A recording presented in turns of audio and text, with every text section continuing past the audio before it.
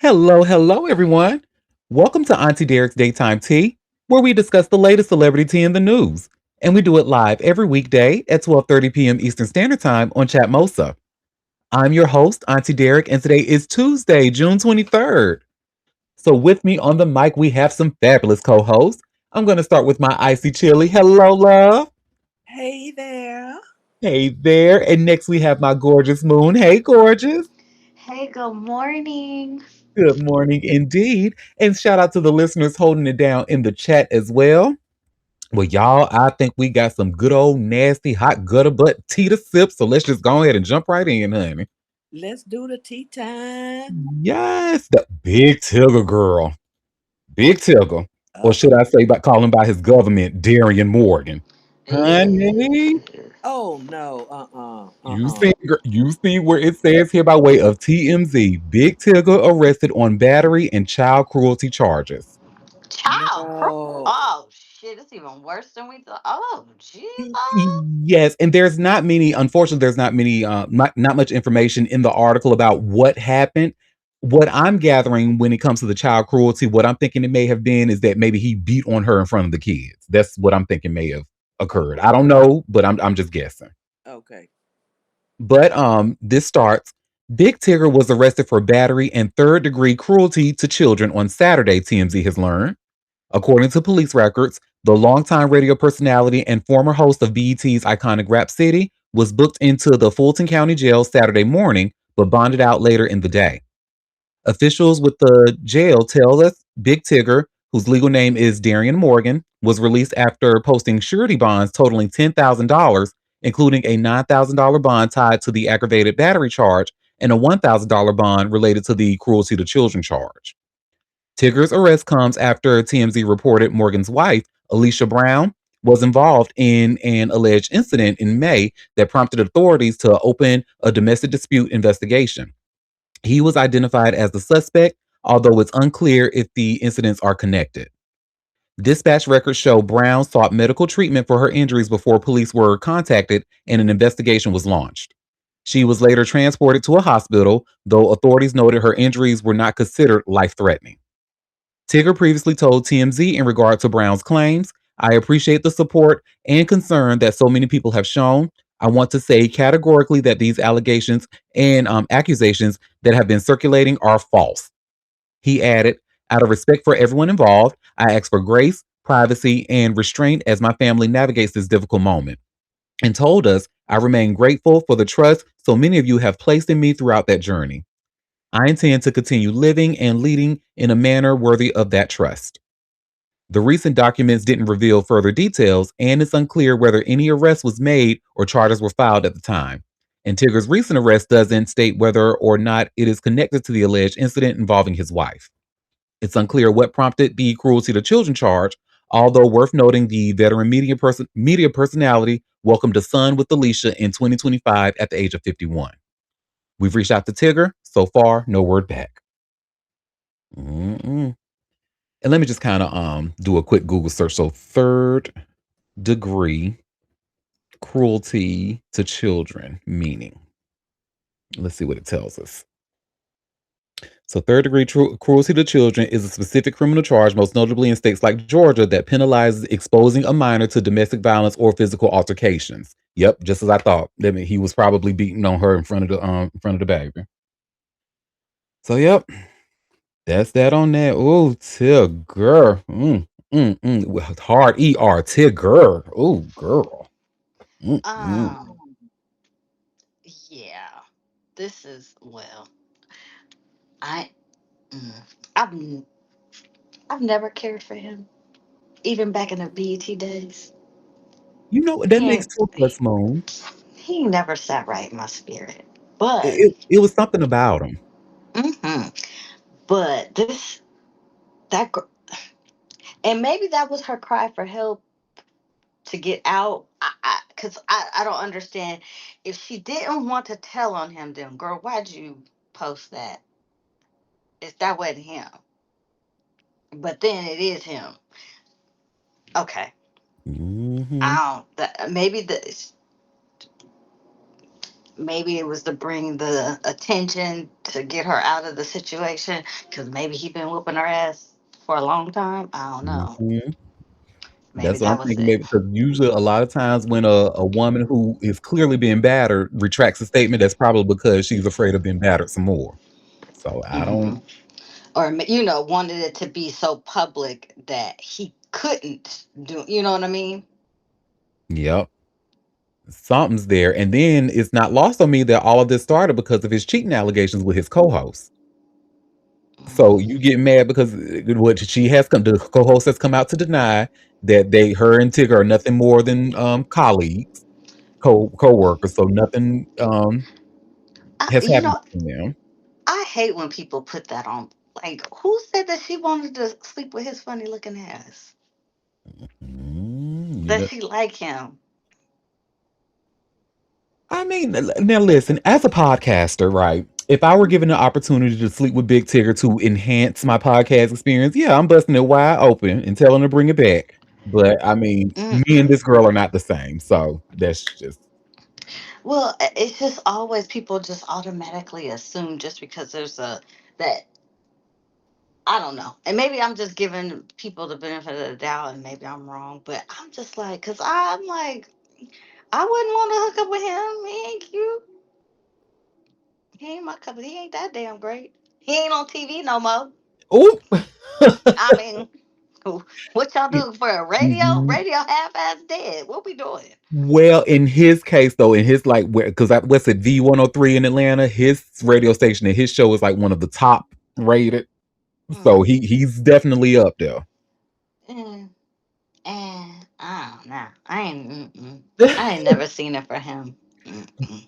But yeah, I'm with you on that, especially back in the Rap City days. I usually because Rap City used to come on right after either before or after 106 in Park, and I tend to turn it off or watch something else. But it was just something about his energy that Unless he had a good person on. even then, because it was just something about his the way he interviewed. It just didn't. It Yeah. wasn't authentic. He got to me. It was like giving a nerd trying to be a thug. That's what I got from him. Yeah.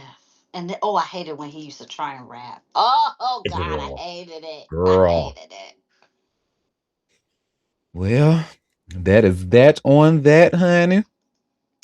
And I'm sure we will find out more about this story as the days go by. I wonder if he's gonna have a show after this. Mm. Mm.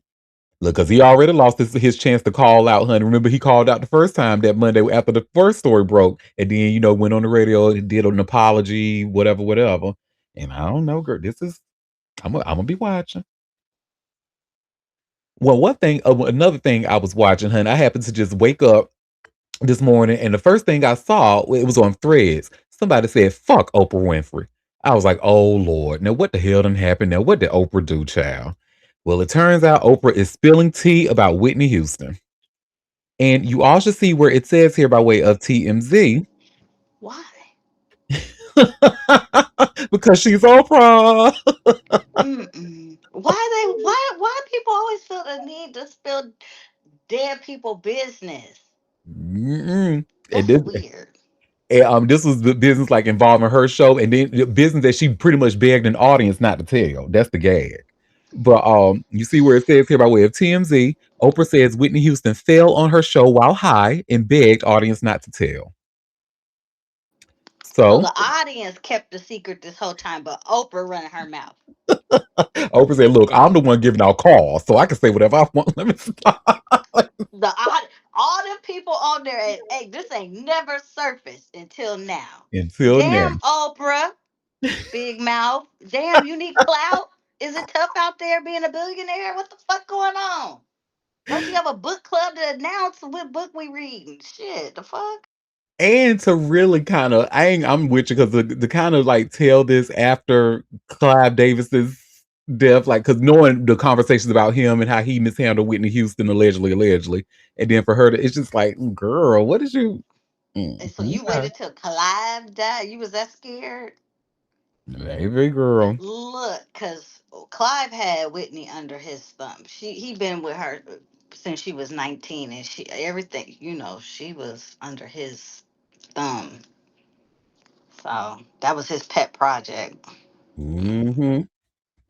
Well, this starts. Oprah Winfrey swears she stopped Whitney Houston's life from being ruined when she prevented photos of Whitney falling off her stage while high on drugs from leaking to the media. But the opposite may be true. Oprah revealed the cover up while at France's Lumiere Theater to receive Kansas Lionheart Award, saying the last time Whitney was on her show, she had just relapsed and she was so high she fell off the stage. Oprah said she begged her audience not to tell anyone because it would ruin her life. The audience that day had cameras, so there are pictures of the fall, and yet not one has seen the light of day. A feat Oprah noted would never happen in this day and age. Whitney died in February 2012 at 48 after an accidental drowning. While Oprah feels she did a good deed here and helped Whitney, it's fair to wonder if Whitney would have been better served if the photos and story came out. She would have hit rock bottom and may have turned her life around. Oh, TMZ, fuck you. Y'all tried it with that last line. Look, won't everybody keep Nippy's name out their mouth? How about that? Let her rest in peace, please. The Mhm. fuck wrong with y'all? I'm so sick. People are so not loyal. I just don't like it. Like, I just don't like it. I don't like that the girlfriend came out and was telling the business, girl, if that was your girl and she didn't want nobody to know, why you wait till she dead to tell all her business just so you could get clout? Why you tell her business? I remember people trying to jump down my throat because I said, that was kind of in poor taste. And, It was. people were like, oh, well, it was her story to tell. Why is it poor? Because it's in poor taste. If Whitney wanted people to know that, she would have said something. Exactly. So you took it upon yourself so we could just know, like, you needed that cloud recognition to do what? Girl, now you back in the obscurity and now what? I'm just too loyal of a person. Like I wouldn't do that to the person that I just don't like that type of shit. Mm.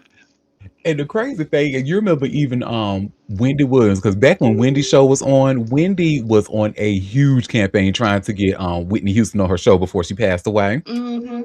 And she was so respectful about it. And even after Whitney passed away, Wendy kind of revealed some stuff about her battle with addiction and stuff and cried on camera and stuff. So Whitney, she was like, even though, we have that iconic interview to always reference back to on the show, Wendy was very respectful of Whitney. And I wanted that for her. I wanted Whitney to come on that show so bad, but we never got that interview, but we did get that interview with Robin, which wasn't bad. And Robin revealed that they were lovers. So And I don't like that. I don't like that, Robin. I don't like that. Your loyalty went out the. That's. Mm-mm. I don't play that. Hi, Materna. hey, Materna, welcome. Well, that is that on that, and that is why everybody is saying fuck Oprah. Oh well, yeah. You know what? Oh well. Well, child, I'm sure Tony Sorry. Buzbee is saying fuck Jay-Z and Roc Nation. Who? Tony Buzbee, he's saying Oh, fuck Poppy Jay-Z and Roc was. Nation. Oh, Wait, can y'all well, hear Tony me? Buzbee can go to hell. Yes, we can hear you, honey. Oh, okay. I just wanted to say hey because I was in line getting on the plane when y'all said hello, and I didn't get a chance to say hello back. Look at our honey just about to be in the friendly skies. Okay. Ciao. And Tony Buzzy can go to hell. Exactly. Hmm. Even though Jay Z can go to hell right now too, y'all. And I said this on a recorded line. Y'all know I love Jay Z, but oh my god, he fucked me up with this damn Target shit, and I can't even defend him. Just pissed me Mm, off. that makes two of us, girl. Well, I won't ever defend him anyway, but see, I see what you mean. My heart has been broken. Like, okay, I put up with a lot of your fucking shit, but the Target shit, you really crossed the line, and it's Mhm. really pissed me off. Well, you all should see where it says here by way of TMZ, Jay-Z's Roc Nation scores major win in Tony Buzbee legal war. Good. So let's get into it, child. The bitter legal war between Jay-Z and attorney Tony Buzbee just took another turn, and this round went to Roc Nation. According to court docs obtained by TMZ, a Texas judge has dismissed all claims against Jay-Z's company in lawsuits brought by two former Buzbee clients for lack of jurisdiction.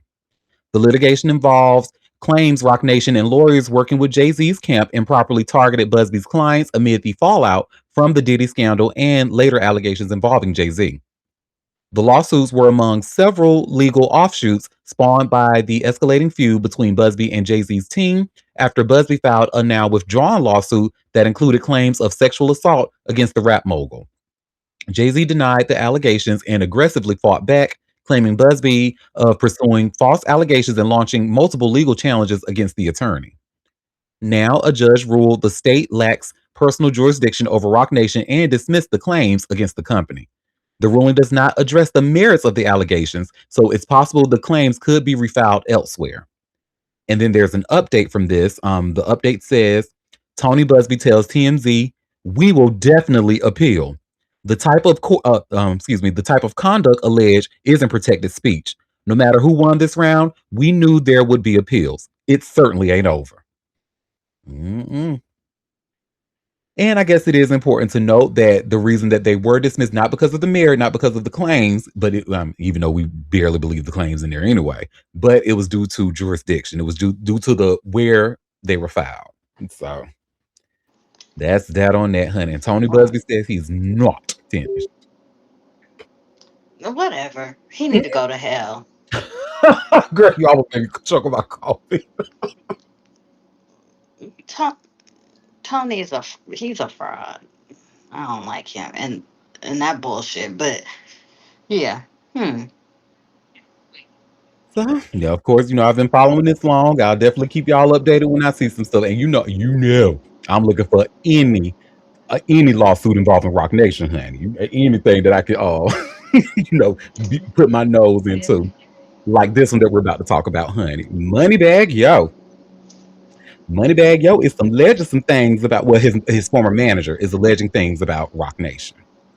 oh shit. Let me go on mute. Hey, Missy Dizzy. What's up, girl? I hope you're having a wonderful day. And you all should see It's where he is a funny looking dude. Mm-mm. I'm His, still not over. Somebody say he looked like Doug Funny. hmm. Well, he had his chin surgery because he didn't have no chin before. Well, shout And out to it's Moneybagg and his new chin. and look at him trying to bring attention to his new chin with that little patch of hair. I know Child, that that's look crazy. work is cunt. Yes. Well, you all should see where it says here by way of all hip hop. Moneybagg Yo's former manager demands $100 million, says Roc Nation forced her out. A So hundred let's get what? in 100 million. Cheryl, I was thinking the same thing. Well, goddamn, bitch, what kind of work was Baby, you over there doing? uh, these 100 million. amounts is getting way up there for some of these suits. Money back, yo, ain't even fucking worth 100 million. What the fuck are we talking about? Well, this starts.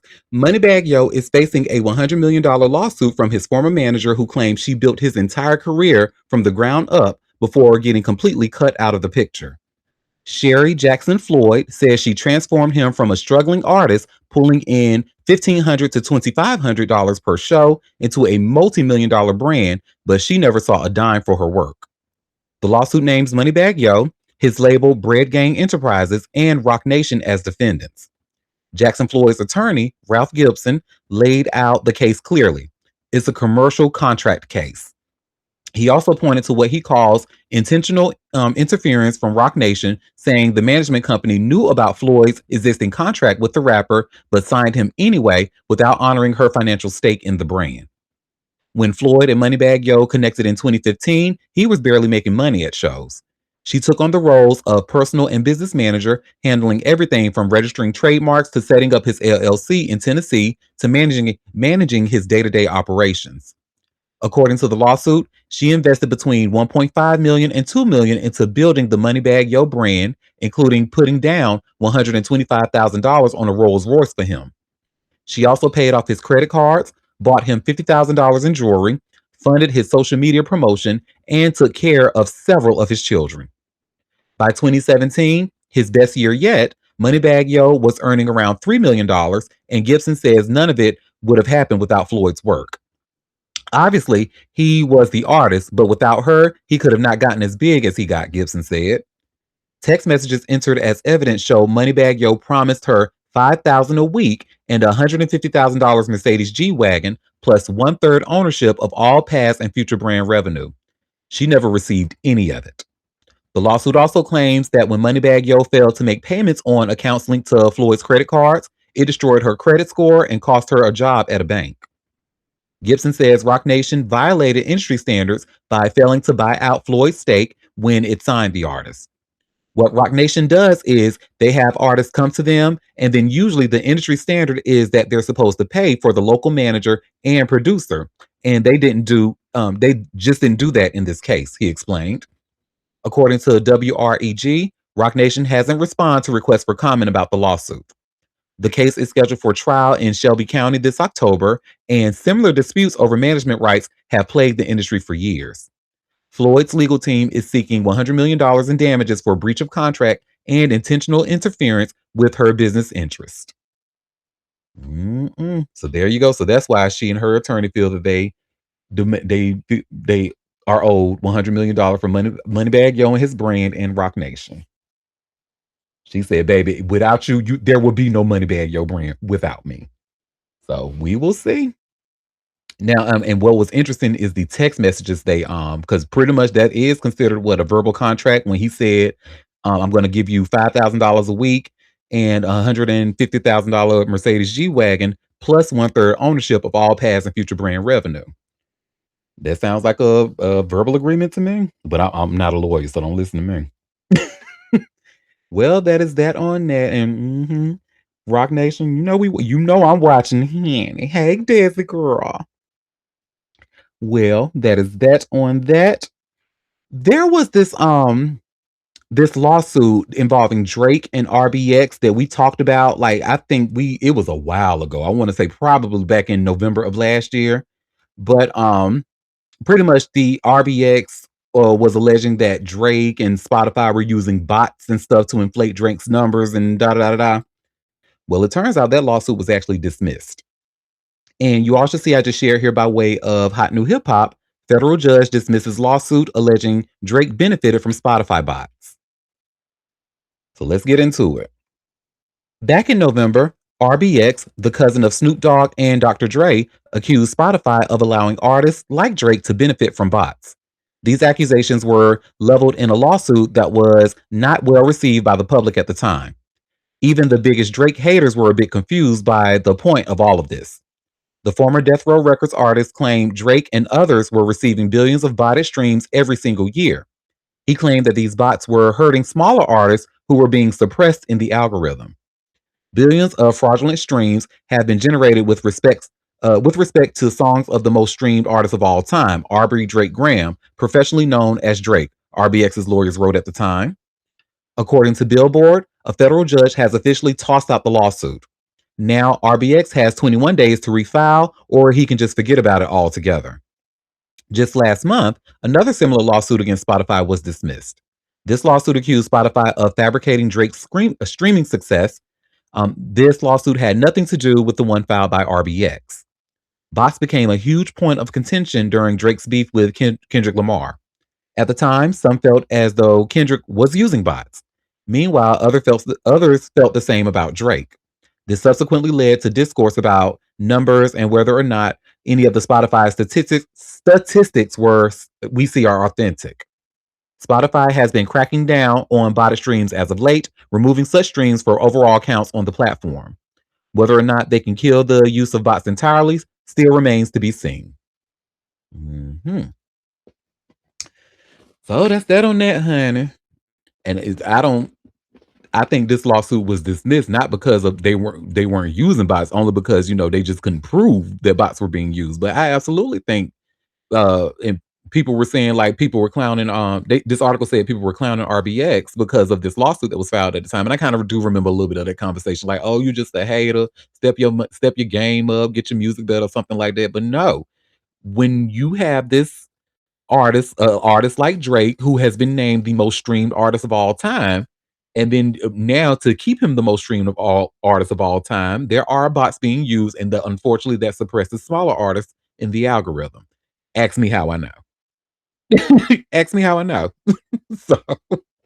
so that's that on that, honey. And girl, so most of these stories that I have are like lawsuit updates that we've been following. And this one's, we've been following the Chris Brown dog trial for quite a bit. And now Maria Avila has gotten on the stand. First, we read about what Chris Brown said on the stand, and we learned that wasn't his dog. It was the dog was owned by the head of security. Well, you all should see I just shared here by way of TMZ. Chris Brown's housekeeper testifies over dog attack. I thought I was going to die, is what she said. Well, let's get into it. Chris Brown's housekeeper swears she thought she was going to be killed by an aggressive dog at his Los Angeles mansion, testifying the canine dragged her by her skin. On Monday, Maria Avila, who had worked at Chris's home 4 times, took the stand in her $90 million dog attack case against Breezy, telling the jury she was unaware dogs were present at the home until one viciously attacked her. Avila said she was not warned by Chris or anybody on his team about the dogs. She claims she was attacked by a large dog while taking out the trash. Her lawsuit is seeking $90 million in damages. The housekeeper says she did not see or hear the dog before it attacked her. Avila testified, first he attacked this part of my face, and then he grabbed my arm and he dragged me. She continued, he bit a part of my arm and he dragged me some distance, but I don't know the distance. She said the dog eventually let her go and she was in the driveway covered in blood, suffering from a very strong pain. Avila told the jury, I thought I was going to die when the dog had her in its jaws.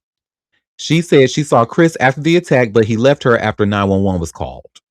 As TMZ told us, Chris testified he did not call 911 personally because he feared the call would leak. He let his team make the call. She claimed Chris did not comfort her after the attack.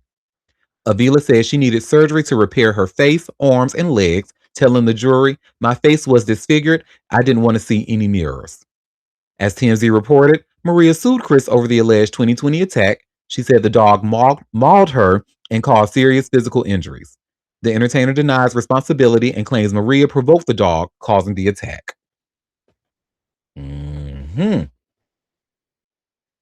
So, I don't know, y'all. So, after Chris's testimony, I think hers, to me personally, is actually starting to make a little bit more sense.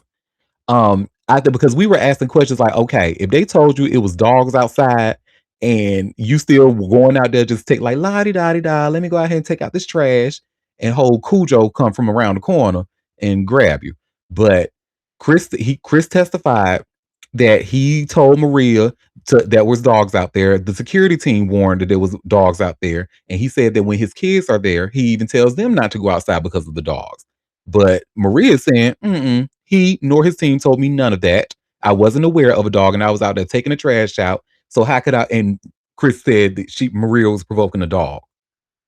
I don't know. So you provoking the dog, and then we did learn. So the one thing that they testimonies have in common, both of them did say that she was laid out in a pool of blood, and Chris was there before before the 911 did get there. The paramedics got there. So I don't know, y'all. Thinking I might believe Maria. Now, can she get the jury to believe her and get her $90 million? That's the $1 million question right there. So I will continue to follow. 90 million is a lot, but I mean, she should be compensated. Medical bills and a little bit of some money, but 90 million She is ain't a bit getting no excessive. fucking $90 million. Yeah. No, your medical bills need to be paid, and yeah, and you need a little compensation, couple million, and that's it. Hey, she ain't gonna get that. Right. But I'm being generous. I'm like a couple million just to sit at home for a while. She might get half a million, maybe. I'm gonna follow this because I'm curious to see if she's gonna get anything, and especially with the head of security already testifying that he did give her some like a few $1,000s. But they What said was it between 40 30 and 50? yeah, between 30 and 50,000, which was Mm-hmm. very generous. I mean, she may get a few more thousand, but 90 million, Maria, girl. No. Well, I guess if they can prove that Chris did lie about that dog being out there, especially saying that she provoked the dog, then it's I don't know. But I'm with you, Chill. I definitely don't think it's going to be that much, but she's going to get something at the end of this. Well, we will continue to follow. Ooh, another case I've been following, honey. Howard Stern. Remember his ex-assistant. And you all should see I've just shared here by way of radaronline.com. And it's an exclusive. Howard Stern gives a warning. Hammered shock jock Howard vows to fight ex-assistant shakedown lawsuit. So, shock jock Howard Stern and wife Beth Stern are claiming their former assistant's workplace lawsuit is a thinly veiled shakedown to extract $1.5 million from the New York power couple, RadarOnline.com can reveal. The pair made the powerful allegation in court documents seeking to toss out Leslie Kuhn's stunning lawsuit accusing the couple of creating a hostile work environment and trying to silence her from talking about them with a strict gag order. The case is a thinly veiled attempted shakedown, reads Howard's motion to dismiss charges.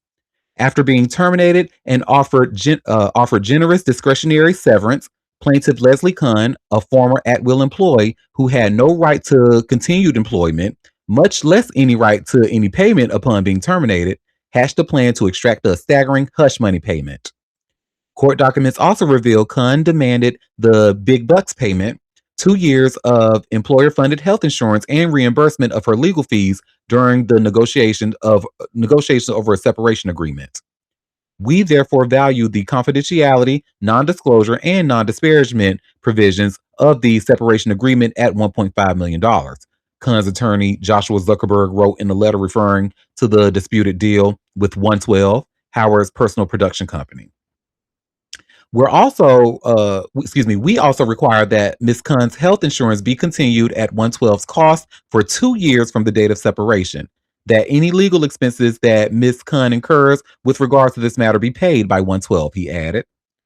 Kuhn, who began working for the radio talker show in 2022 before becoming a personal assistant, filed her lawsuit claiming the ironclad NDA, which she says she never signed, is unenforceable because it doesn't prevent Howard, who's 72, or Beth, who's 53, from speaking out against her. During her time working for the Sterns, Kuhn claimed she managed Beth's disorganized and untenable at-home animal rescue operation, babysitting more than 400 of her cats, and was promised a raise to $265,000 plus an $80,000 bonus in 2025 before getting canned in February 2026.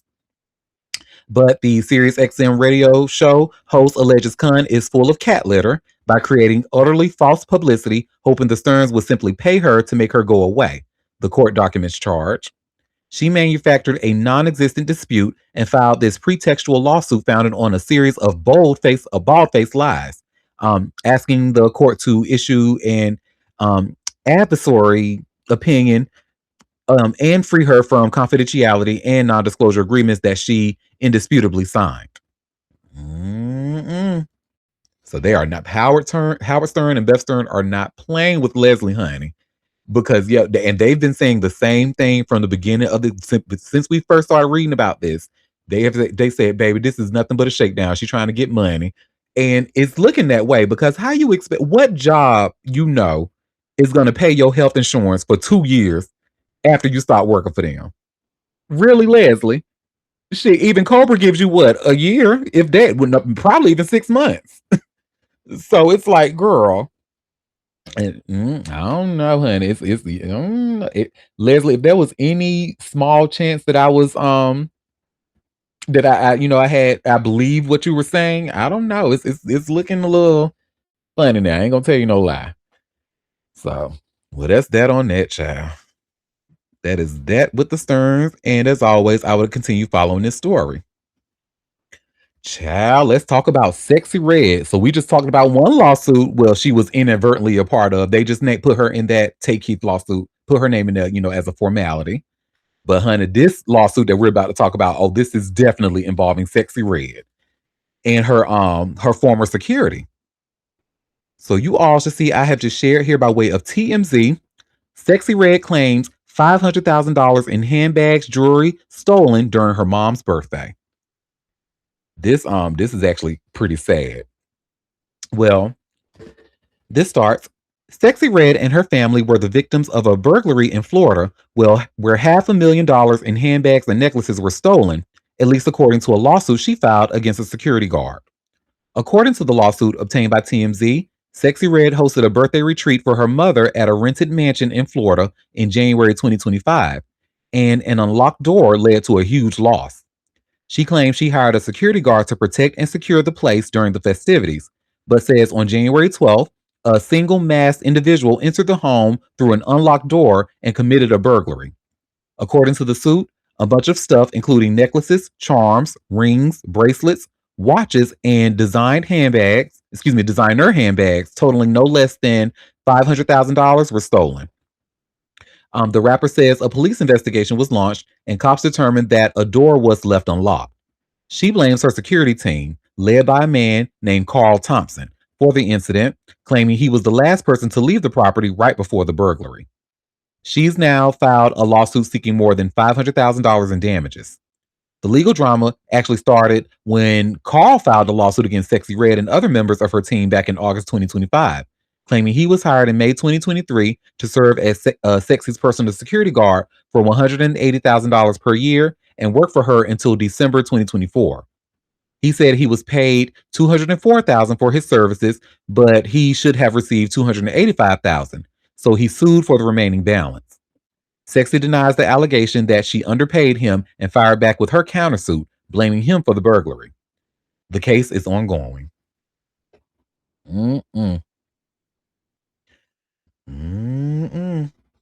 Listen, I would have fired and sued your ass too and paid you half of what you were. What you mean? You left my shit. The door was left unlocked. You supposed to be the head of my fucking security.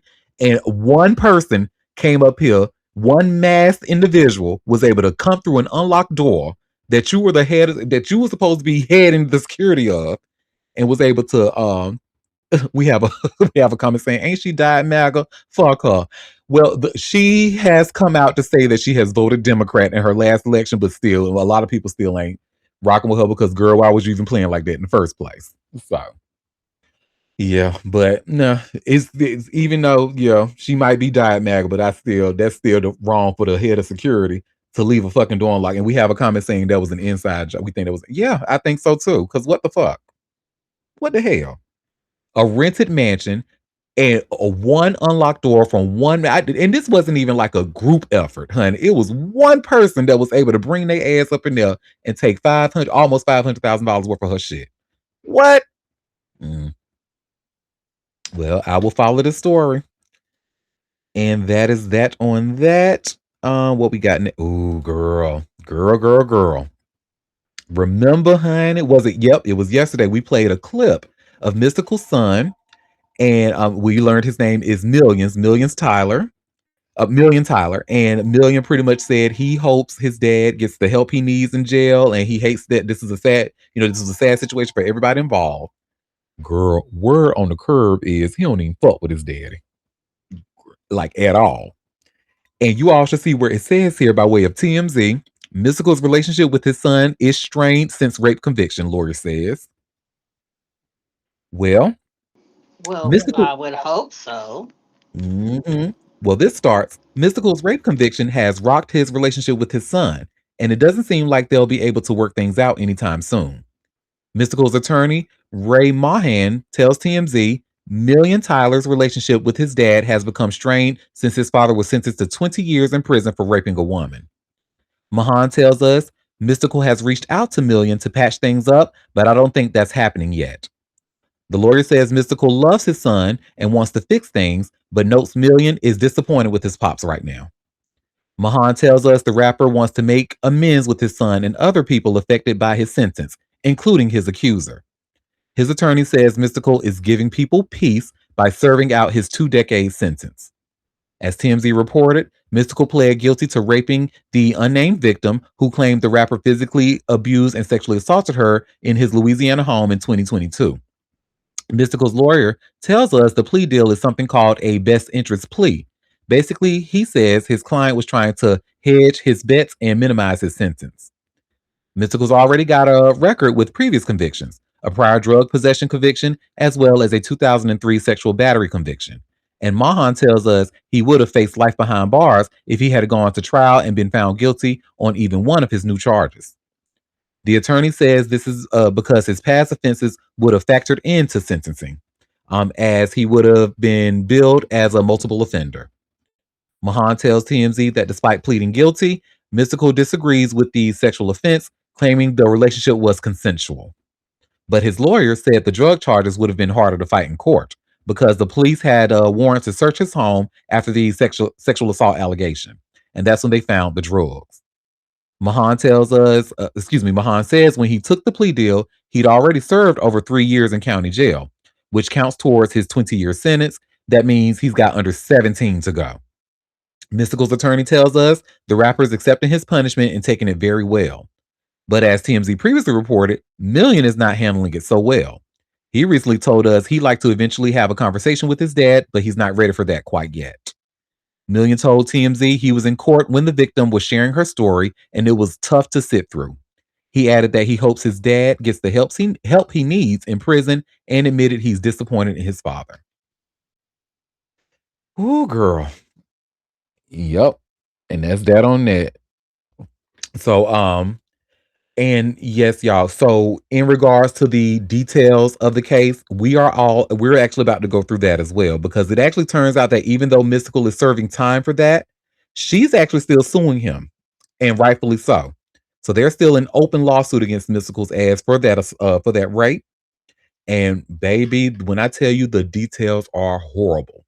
So remember, when we talked about Mystical the last time, I briefly mentioned that there was when I read the story, we learned that there was he did something to that woman where he did this weird shit with making her sit beside her and pray before raping her and shit like that. Oh baby, it is all in this article I'm about to go through now, honey. And I just want to give you all a stern trigger warning because these details are really. You see, Million said he had a hard time listening to it, so they were heinous. So let's get into it, honey. Oop, wrong. Do I have the right article? I don't even got the right article. My bad, y'all. Let me get y'all the right article about the details.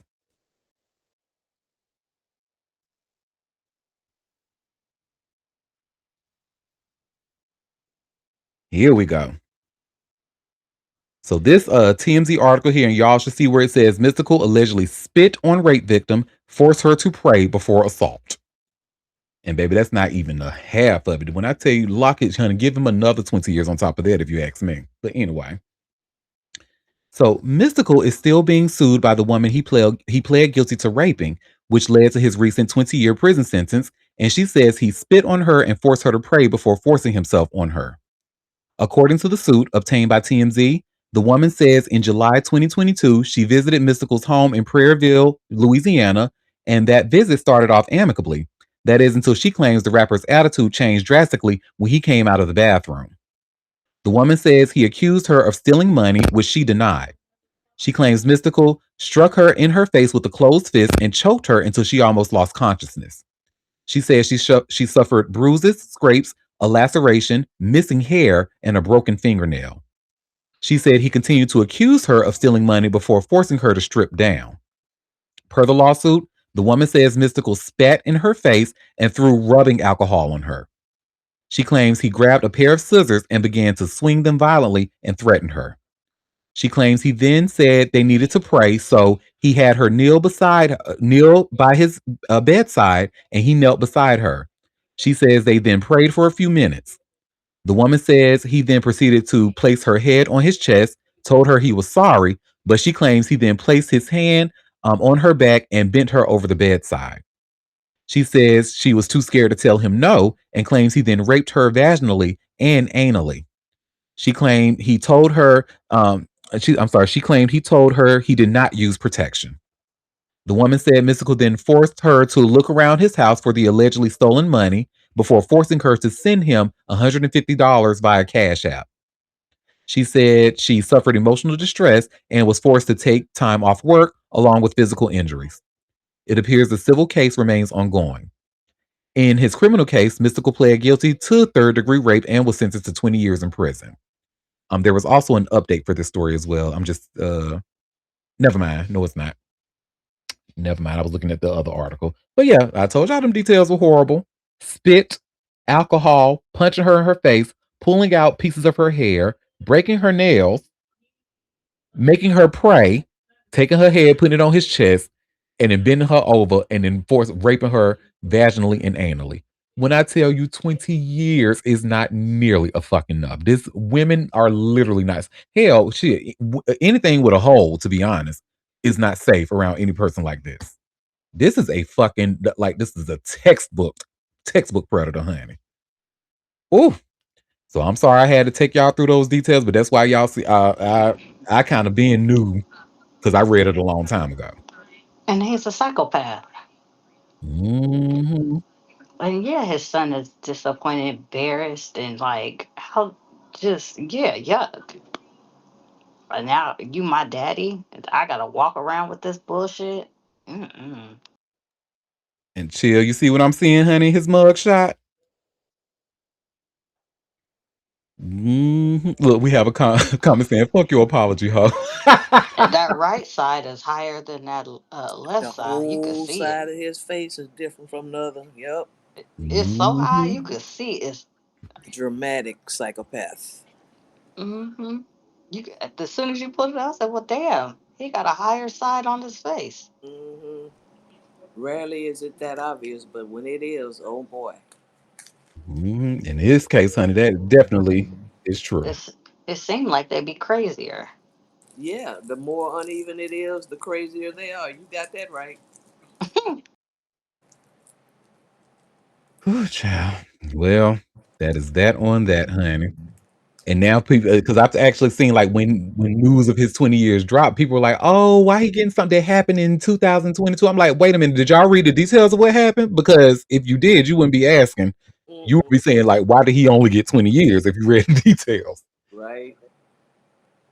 And so, girl, well, let's talk about Benzino, honey. He ain't got no neck and ain't got no license. How about it? And y'all, let me say, he already done blocked me. Benzino unblocked me. But you all should see what I just shared here by way of all hip hop. Benzino busted on Interstate 75 with suspended license and marijuana. So let's get into it, child. Benzino got pulled over on Interstate 75 in Georgia on June 9th and ended up in handcuffs at the Crisp County Jail, making another legal headache for the Love and Hip Hop Atlanta star. An officer clocked his silver SUV doing 91 miles per hour in a 70 miles per hour zone on Georgia 401. And when the cop approached the vehicle, Benzino told him he didn't have a valid driver's license because of child support issues. That's when things escalated fast. The officer reported smelling marijuana coming from inside the car, and Benzino admitted the drug was in the vehicle and directed police to its location. Officers found a bag of suspected marijuana in the driver's side door, but that wasn't the only stash they discovered. A second bag containing suspected marijuana was found under a blanket in the back seat next to a passenger named Ruth Lewis, who claimed the marijuana belonged to her and got arrested as well.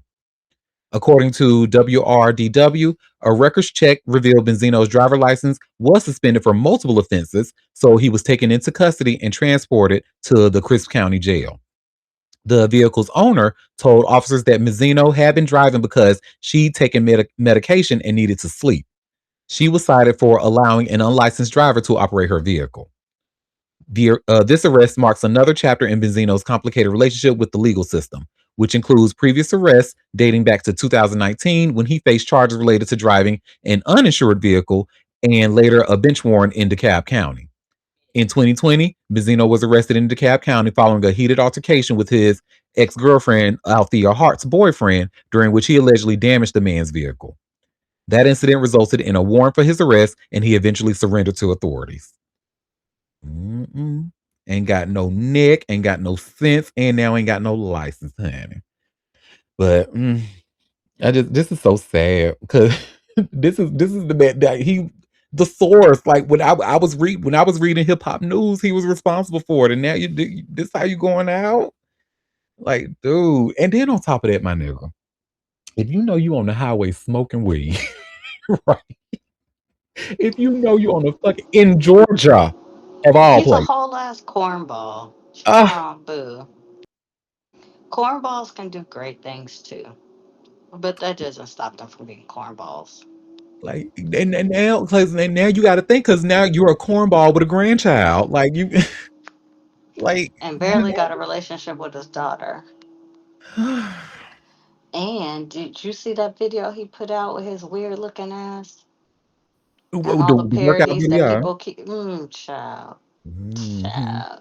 Corn fucking ball.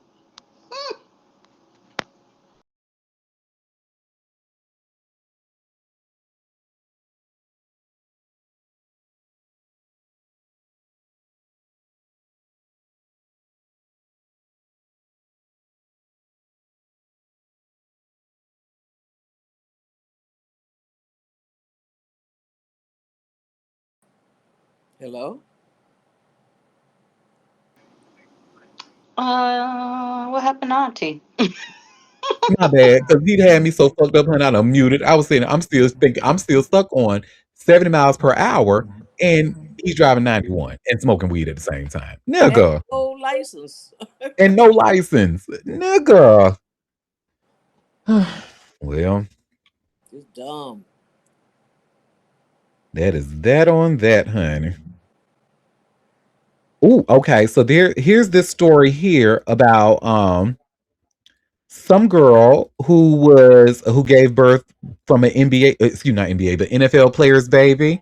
Um, his name Fred Johnson. Fred Johnson, and he allegedly kicked her out of the house or something like that.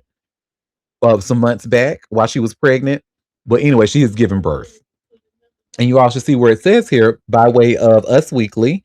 Influencer Liz Okada gives birth after allegedly being kicked out of NFL star's home while pregnant. So let's get into this. So, influencer Liz Okada announced the arrival of her daughter, Akira Jade, after a tumultuous final month of her pregnancy. Okada shared a carousel of photos via Instagram on Sunday, June 21st, which came just weeks after she was allegedly kicked out of the home of her ex boyfriend, Philadelphia Eagles offensive tackle Fred Johnson. Johnson, who's 29, is believed to be the father of the newborn. The former couple announced Okada's pregnancy news together via Instagram in December 2025 and shared that she was having a girl in a joint sex reveal ceremony in January. In a TikTok video posted on May 8th, Okada claimed Johnson wasted no time getting back on the dating market, alleging that he was looking for a woman on dating apps while she was in her third trimester of her pregnancy. Just a quick question, she said.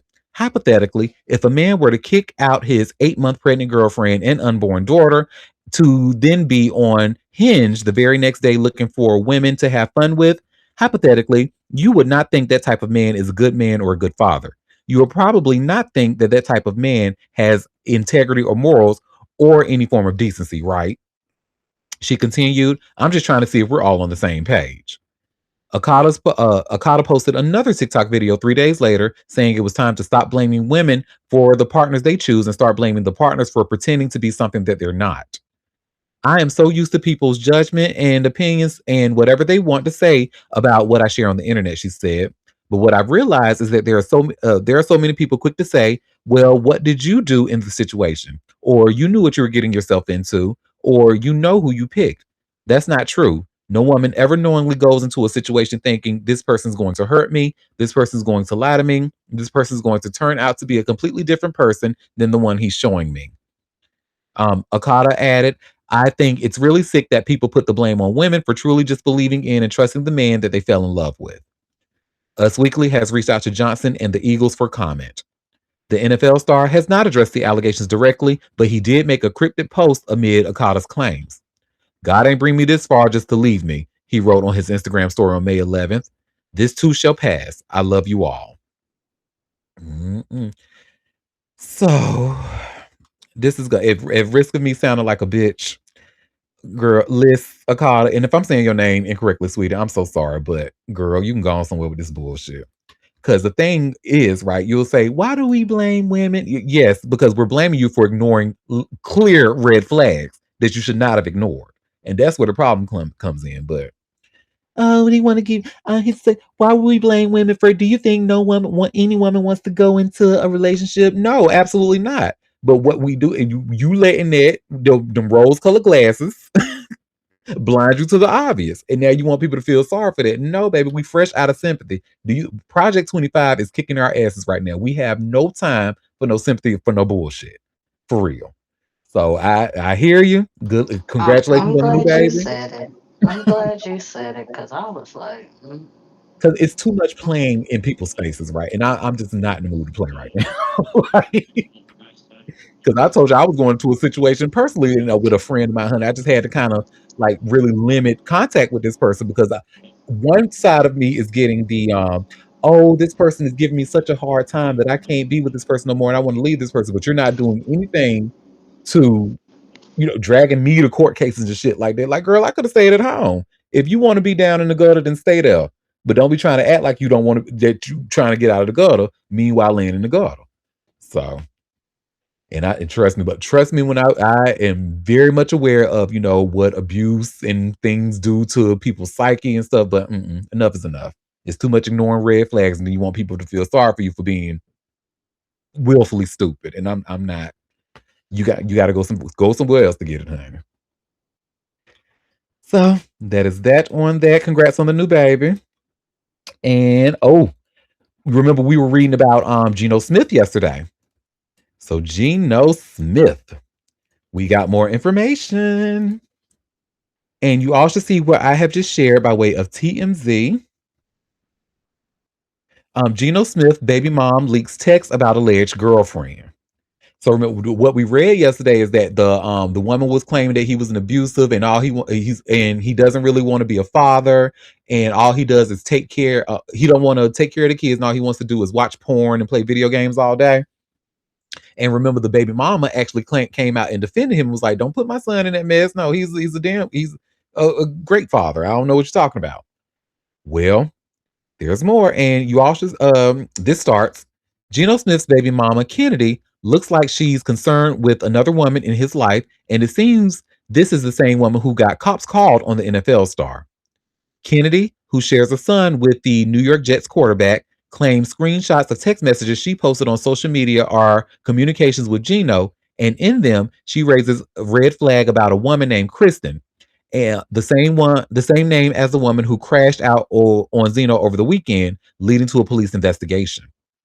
In the screenshots, Kennedy allegedly tells Geno, "Promise me my child won't be around Kristen or we not going."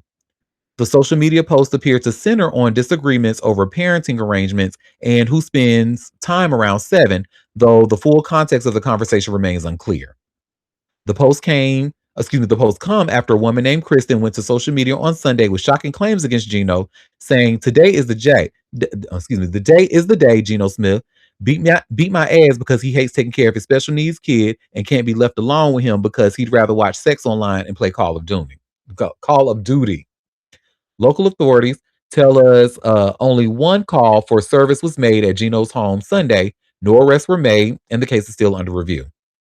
Once the video and allegations went viral online, Kennedy came out and defended her baby's dad online, saying Geno is and always has been more than capable of taking care of his son. Let's hear that narrative and don't get on the internet bringing my son into your web of dysfunction. Geno was traded to the Jets this offseason, though his former team, the Las Vegas Raiders, is still paying for the majority of his 2026 salary. Neither Geno nor Kristen has publicly addressed her allegations. Messy, messy, messy. He said, "No, not Call of Duty." Right. Clearly, I was thinking about a bag, honey. Dooney and Burke. See, Call of Duty, that's too masculine for me, honey. Give me a bag. Dooney and Burke. Well, messy girl. Messy, messy, messy. So I have learned about this story thanks to my co-host before we started recording today. But Money Long has been going through it, honey, and I mean through it. And you all should see where it says here by way of People. Money Long reveals she underwent a double lung transplant after doctor said she had 1 week to live. And she said, my jaws dropped. I can imagine. Good Lord. Well, Money Long is sharing her health journey. The singer, who's 37, revealed on Good Morning America that she underwent a double lung transplant after her early exit from Brandy and Monica's The Boys Mind tour. While speaking with co anchor Robin Roberts, the Grammy winner detailed her health struggles during the 2025 tour. I should have never taken that tour, but there was so much going on in my life where I had to do it. Long, who was diagnosed with lupus in 2014, said. The Made for Me singer recalled falling ill during the tour and catching pneumonia. During her final show, she said, I just barely made it. I was only able to do two songs. Long subsequently went home for Thanksgiving and woke up in the hospital. There, the doctors informed her that she would need a double lung transplant. I knew for a really long time that something was wrong. Every day, I'm like spitting in cups and coughing all the time, trying to take all these medicines to get through the day. With this industry, you're always in people's faces. So I'm taking pictures and I'm huffing and puffing like I just ran a marathon, she said. Long said she felt so much better after waking up in the hospital. However, she then received her tough prognosis from the team of doctors who told her she only had 1 week to live. My jaw dropped, literally. I was like, that's rude. But they were kind of like, this is not a joke. You need to make a choice. You can either go to hospice or you can get these lungs, she remembered. Long admitted that she was hesitant to undergo the surgery, but her son shared with ex-husband Rayshawn Harrison inspired the decision. The ego and the vanity was just like, but what about my voice? What's going to happen? But then I look at my son and I think about how much more life I have to live. Quality of life was first. I can't sing if I'm not here, she said. The Make Me Forget singer underwent the operation about 6 months ago, and now she's doing fabulous. Tomorrow is my last appointment for all the things, she said. No symptoms, asymptomatic, no infections, none of that. Then I have my vocal checkups. 6 months will be in August because I had to have vocal surgery as well. Long released a new single called The Richest, which was the last music she recorded before her health complications. My voice is now totally different. It's actually better, should I say, but I don't know that I can perform yet. They gave me 6 months to a year, she said. The singer announced her exit from the tour on November 29th, 2025. In a social media post at the time, she wrote, as many of you know, I've been battling some health issues throughout the Boys Mind tour. Despite doing everything I can to push through, my doctors have made it clear that it's not safe for me to continue with the remaining dates of the tour. I'll truly miss seeing you all out there, and I'm incredibly grateful for the opportunity. Thank you to Brandy and Monica for having me and sharing the stage with me. I can't wait to see you all again, stronger than ever, the singer continued. That February, Long spoke with People about her experience with lupus, which is a chronic autoimmune disease, and how she manages the condition on tour. Please turn the air off when I come into the building. I'm not being a diva, but literally, if I get too cold, I start coughing and I won't be able to sing. And then when I get off stage, I have to lay down immediately and wrap up in covers and steam my voice, she said at the time. Oof, girl, she was going through a lot. My goodness. I'm glad she's doing okay now. Truly, I am. But this girl was going through it. I mean, getting a lung transplant is not uh, a little poo poo. Like, that's nuts. Ooh, So, child. A double lung uh, transplant. okay. It's actually funny because I remember some years back. It may have been like during the pandemic. It was a while ago, maybe 2020 or sometime. But she was kind of getting because you remember hookah. Everybody loved them a hookah at the time, honey. Like everybody and their mama was at a hookah bar, smoking, like sucking up hookahs, honey, like it was going out of style. And she was pretty much like, I don't know how y'all do all that. Like y'all, you like putting tar and stuff in your body and stuff like that. So, but I just found it like really, what's the word I'm looking for? Coincidence or maybe ironic that she was talking about, and the whole time like her lungs were needed. Like I'm gagged. So, but I'm truly happy that she is recovering well. And I'm glad she made the right decision. Talking about what? Oh, of course I was thinking about the vanity. What if I don't get to sing again, girl? You already got hit with Well, money. and then also, um, just think if she did smoke on the hookah, shit, it probably would have been worse. Hmm. Hmm. But that's crazy. And lupus is no joke either. Mm-mm-mm. No. And I learned Tony Braxton was the one who brought it to my attention all the struggle she was going through. Yeah, it's no joke. The autoimmune, I mean, a lot of them are really bad. But yeah, lupus is so. Oh, and sickle cell. God, there's so many. There's just so many. Yep. Well, that's that on that. Um, Now speaking of morning shows, Savannah Guthrie. They actually Mm. got her, they got a clip of her talking on while she was at work this morning because long story short, there has been rumors that a news station got a ransom a note stating that her mom was dead. And so TMZ has actually spoke against it. They said we've not received any such letter or whatever.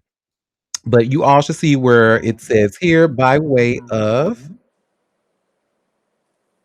TMZ, Savannah Guthrie cries, begs for someone to come forward about mom Nancy. So this clip is about a little over a minute long. Let's check this out, and then we'll talk about it once we finish.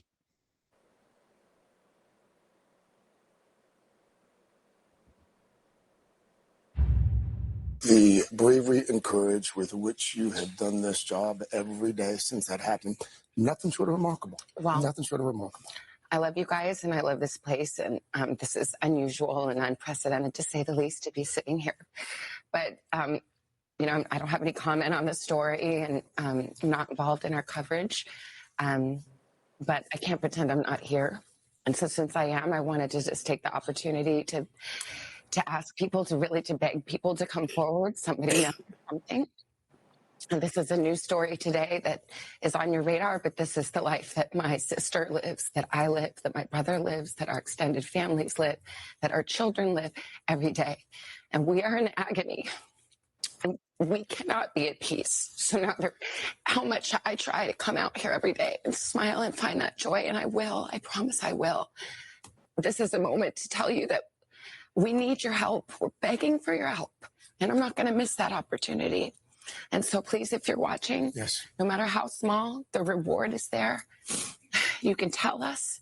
It can be anonymous. Please do the right thing for us, for our family, for our children. And we love our mom, and we'll never stop looking for her. Never.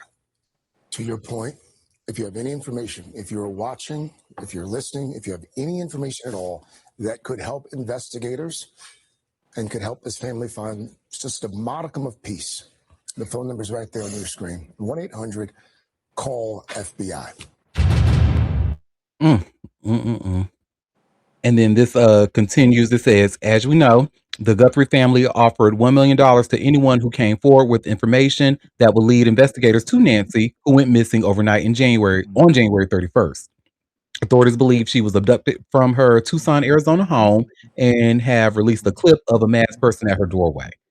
But there have been no breaks in the case as the search for answers continues. A report circulated that a ransom note sent in relation to Nancy claimed she had died through our own. Excuse me, though our own Harvey Levin pushed back against the report, saying the note TMZ received said no such thing. Mm-mm. So sad. Well, that is that on that. I couldn't imagine, like, I mean, I know life has to go on, truly I do, but to sit there and be at work and smiling and being responsible for everybody else's morning happiness, honey, while your mom has been like, oh, girl, I've been Savannah and her family been in my prayers since the end of January. So this is horrible. Well, child, speaking of mamas and their sons, honey, Nene and her son, I hate this. I truly do. And I even hate to talk about it because it's so sad. And you all should see where I've just shared here by way of TMZ. Nene Leakes' son poses for Stone Cold mugshot after child support arrest. So, child, so sad. Who wrote this? Huh, it just says TMZ staff. You know what? Stone Cold mugshot. What are we? Baby, I look, can't I thought maybe stand let it. little bits and pieces slip out. I can't stand it. This is a child support. He got arrested for child support. Stone Cold. What the fuck? hmm I've been. I told the TMZ hundred when it comes to certain demographics, they use real aggressive language to us. Like it was some I can't remember who it was, but we watched a video and said that person went off or Gail King. They said Gail King or something like that, if I remember correctly, was really nasty to somebody. And we looked at the clip like, no, she wasn't. Like not at all. But they know what they're doing. Well, that is child. This starts so Real Housewives of Atlanta star Nene Leakes' oldest son, Bryson Bryant, was seen stoic in his latest mugshot. TMZ obtained the mug for the 36-year-old Bryson, who was arrested on May 1st in Georgia. Nene's son didn't look too happy to be behind bars once again as he rocked a black t-shirt while he was being booked. As TMZ first reported, Bryson was taken into custody on charges of failure to pay child support, violating his probation in a separate criminal case, and failure to appear for a court hearing. The court set his bond at $27,000 and he remains behind bars. The probation violation is connected to a 2024 case where Bryant was found with alleged fentanyl. He also told the police he was his younger brother, Brent Leakes, when questioned, which led to another charge of giving false information to an officer. The case ended with Bryson being sentenced to 12 months of probation in order to complete 40 hours of community service, complete a drug evaluation, and submit to random drug testing. In newly filed court docs, Bryson's probation officer claimed he did not complete any of the terms of his probation. Nene spoke out about her son's issues in the past, claiming she has tried to help him get help numerous times. Yeah, poor thing. I hate this. I truly do. Because when you've been watching for a long time, honey, you know, like Bright, like it's so sad. Just sad. Well, that is that on that. What we got? Oh, y'all, this next story. So Garcelle Beauvais, she unfortunately lost her sister recently. And you all should see I just shared here by way of TMZ. Real Housewives of Beverly Hills, Garcelle Beauvais mourns sister Carol's death in emotional tribute. So, Garcelle Beauvais is mourning a heartbreaking loss. The Real Housewives of Beverly Hills star says her sister, Carol Beauvais, is dead. Garcelle shared the sad news Tuesday on social media, sharing fond memories of her sister and photos of them together. The cause of death is unclear.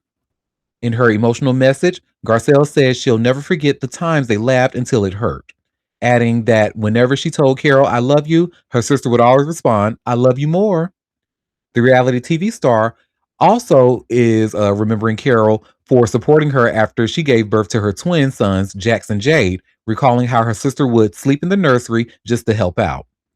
She said Carol had a special bond with her son, Oliver, too. Garcelle ended the tribute by saying she hopes Carol is reunited with their mother and that the two are now laughing together again. The loss comes during an already eventful stretch for Garcelle. As TMZ previously reported, she announced last year she was leaving The Real Housewives of Beverly Hills after 5 seasons, saying she wanted to focus more of her time on family, including her children. And may Carol rest in peace. Yes, rest in peace indeed. Aw. Yep. I'm not sad. Uh, Now I wasn't a regular watcher of Beverly Hills. I was only like a sometimey watcher, but was Carol like did people see her on the show? Maybe. I don't know. I only watched a clip here, a clip there. I didn't never watch a full episode.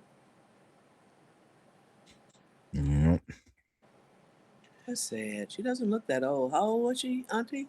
it didn't say. Let's see, Carol Bow. they? Age. Oh, it says Carol was 70. Oh, was she? Oh. Mm-hmm.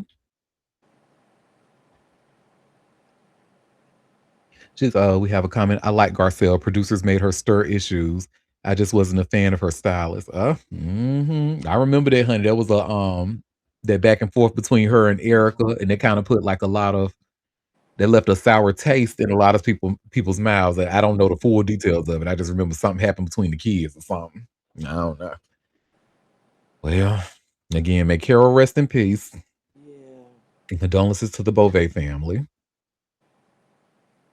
This next story, honey, is going to be a whole 180, honey, because we about to talk about a clan music singer who, who clearly, honey, he been wilding, so he can't even come back to a hotel over in Albuquerque because he done trashed a hotel, honey. And you all should see where it says here by way of TMZ, country singer Bailey Zimmerman faces felony charge for allegedly trashing hotel room. This story is a mess. Ugh, how you? Ugh, that's so aggressive and so Lock his ass up, this criminal. thug. Girl, and when y'all Yeah, hear this, y'all gonna be like, he did what? just raggedy. Hmm. Well, Bailey Zimmerman may need a lawyer more than a microphone right now. He's facing felony and misdemeanor criminal charges in New Mexico after allegedly destroying his hotel room and causing more than $16,000 in damages, TMZ has learned. According to new legal docs obtained by TMZ, the Sandia police have found criminal papers to get an arrest warrant against the country music star on June 18th, and it looks like they want to slap him with a felony charge for criminal damage to property and a misdemeanor charge for falsely obtaining services. The charges stem from an alleged incident on May 27th when authorities claim Bailey went on a bender and trashed his hotel room before canceling that night's concert and getting kicked out of the resort. According to the affidavit, Bailey was supposed to perform at the amphitheater at Sandia Resort and Casino in Albuquerque, but cops say security at the hotel said he appeared drunk throughout the evening.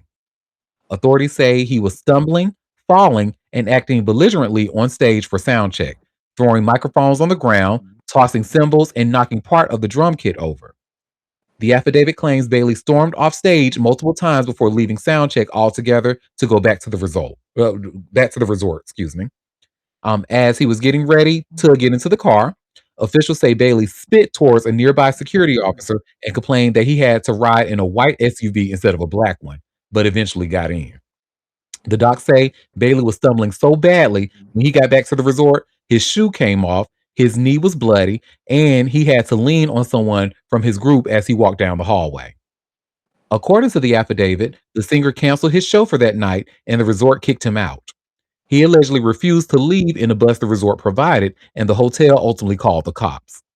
Authorities say Bailey eventually started cooperating, got on the bus, and was escorted off the property. But the docs say housekeeping found the artist's room totally trashed the next day to the tune of $16,000. The damage allegedly included the TV, phone, coffee table, and two chairs. Staff also said there was a hole in one wall, damage to others, stains on the carpet, and two missing chairs. The hotel also claimed Bailey had charged over $400 in alcohol to the room, but never settled his tab. According to court docs, both resort staff and the police tried to reach the singer and his staff, but no one answered, leading to the arrest warrant being issued. We've reached out to Bailey's camp for comment. So far, no word back. Ciao. He was first. He started with, "Why I got to get into a white SUV? Why I can't be a black one?" Then he go back and try, and then gonna charge $400 to the hotel. What you gonna do with them 2 bottles of alcohol? Because you know $400 ain't gonna get you much alcohol in the hotel room, honey. But still, fucking up the bed, the TV, the phone, the coffee table, two chairs. Like he was just doing too much. All because he don't know how to handle his damn liquor. Well, that is that on that. Y'all, so do y'all remember some time ago we talked, and I think it was actually last year, maybe even last year to the day, to be honest. But We talking about a girl named Mellow Bucks, a Chicago rapper who at her album release party, her there was a shootout, and I remember. unfortunately one of her friends passed away Yeah, I and remember all of that. it. Yep. Well, honey, Mellow Bucks is back in jail, honey. Like, girl, po baby. And you all should see where it says here by way of all hip hop, Mellow Bucks thrown in jail with no bail after stolen Glock found in her vehicle. Well, Mellow Bucks caught a felony weapons charge after Chicago police pulled her over on the southwest side and found a loaded stolen handgun stashed beneath her driver's seat. The June 15th traffic stop turned into a custody hold that's got people connecting the dots back to last year's tragedy at her album release party. Officers spotted her black Mercedes rolling down West 19th Street with an illegally tinted windshield around 7 a.m. and when they pulled her over near Rockwell Street. While she was reaching for her license, cops say they spotted suspected marijuana in her purse and an open bottle of Tito's vodka sitting on the passenger side floorboard. She refused to exit the vehicle from her, excuse me, she refused to exit the vehicle for 15 minutes straight, forcing a supervising sergeant to step in and ordering her to get out of the car. That's when they saw it, the barrel of a handgun protruding from underneath the driver's seat. Police recovered a loaded Glock 43X with a round already in the chamber, plus additional ammunition in the magazine. Records show the gun had been reported stolen out of Bedford Park, and Mellow Bucks didn't have a valid firearm owner's identification card or concealed carry license. According to Fox 32 Chicago, she was charged with aggravated unlawful use of a weapon, 2 counts of resisting arrest, driving with an obstructed windshield, and transporting an open container of alcohol. The charges land almost exactly a year after the mass shooting outside her Hollywood, the mixtape listening party at Artist Restaurant and Lounge in River North on July 3rd, 2025. That night, a dark colored vehicle pulled up and opened fire into a crowd of people celebrating her music, killing 4 and wounding 14 others. Most of the victims were women who'd come out to support her. Mellow Bucks publicly mourned them, calling the attack senseless and pledging to honor those lost and support those still healing from their injuries. No arrest have been made in that shooting, and the case remains open. Now, Mellow Bucks is facing her own legal troubles, and she's been ordered to remain in custody pending her court proceedings. Mm, mm-mm. Sad. Well, that's that on that. I'll continue to follow. And well, yeah, she got the she, from what I'm understanding, she was driving down, the street, minding her well in the early smack dab in the morning. It was 7 a.m. Cops arrested her for having a tint too dark. She's like, hey, give me your license or whatever. She opened her purse. He thought he maybe saw some marijuana up in her purse. Oh well, girl, I need you to get out of the car. No, I don't want to get out of the car. Then they called the supervising sergeant. The supervising sergeant made her get out of the car. And then once she got out of the car, they saw the barrel of the gun protruding under the seat.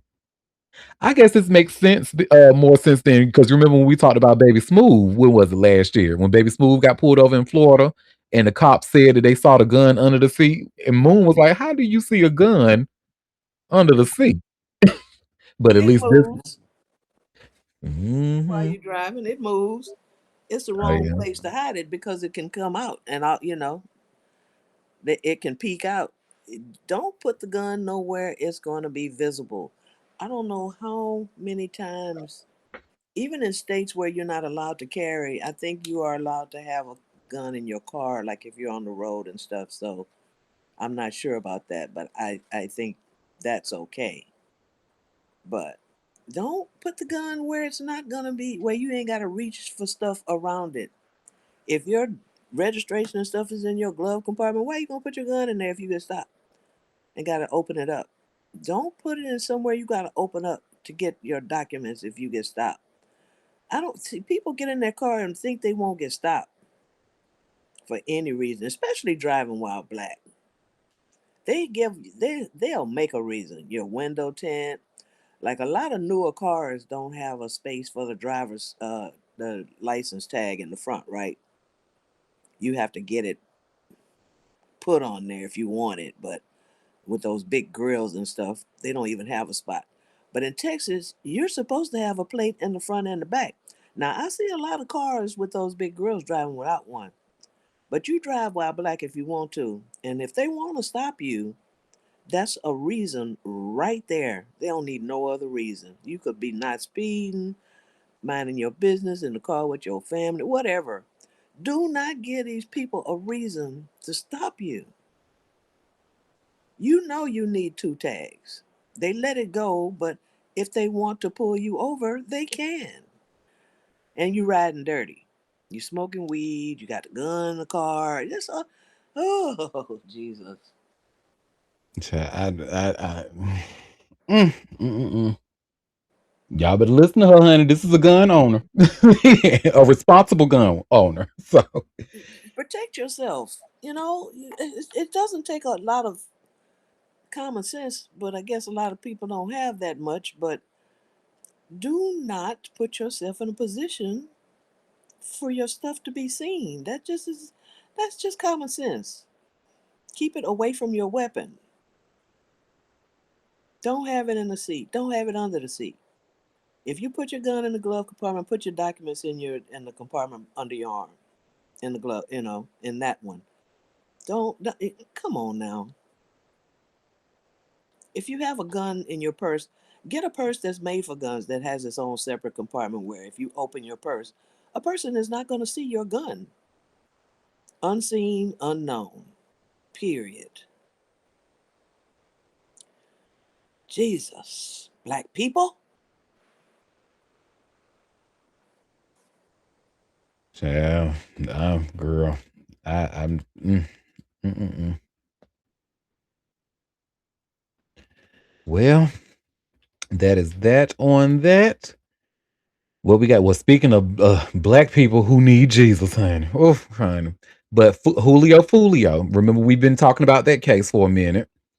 And the last time we talked about it, we learned that Alicia Andrews, the girl who acted as like a lookout, she was sentenced to 15 years in 15 years for manslaughter in her for her involvement in Julio Fulio's death.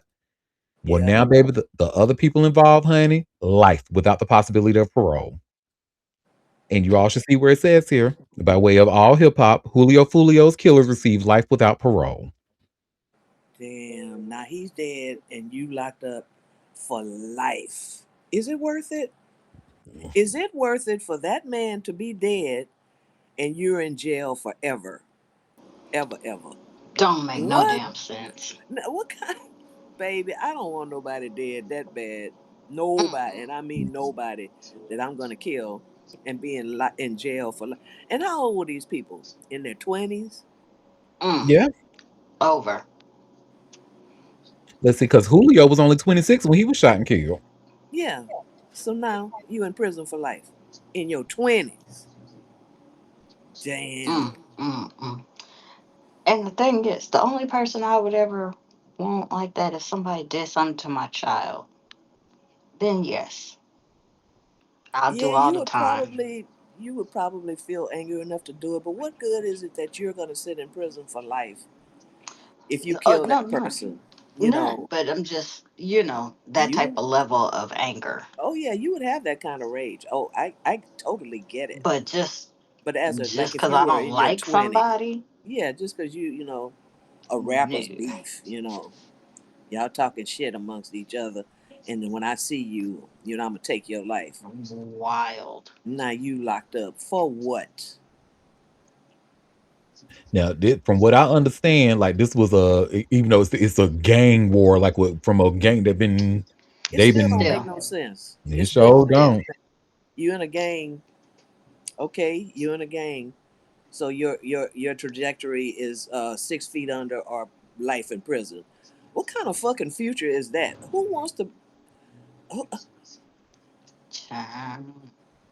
no, I would rather just be fucking homeless and leaning on the street like them fentanyl people than go to jail for some dumb shit for life in my 20s. Life.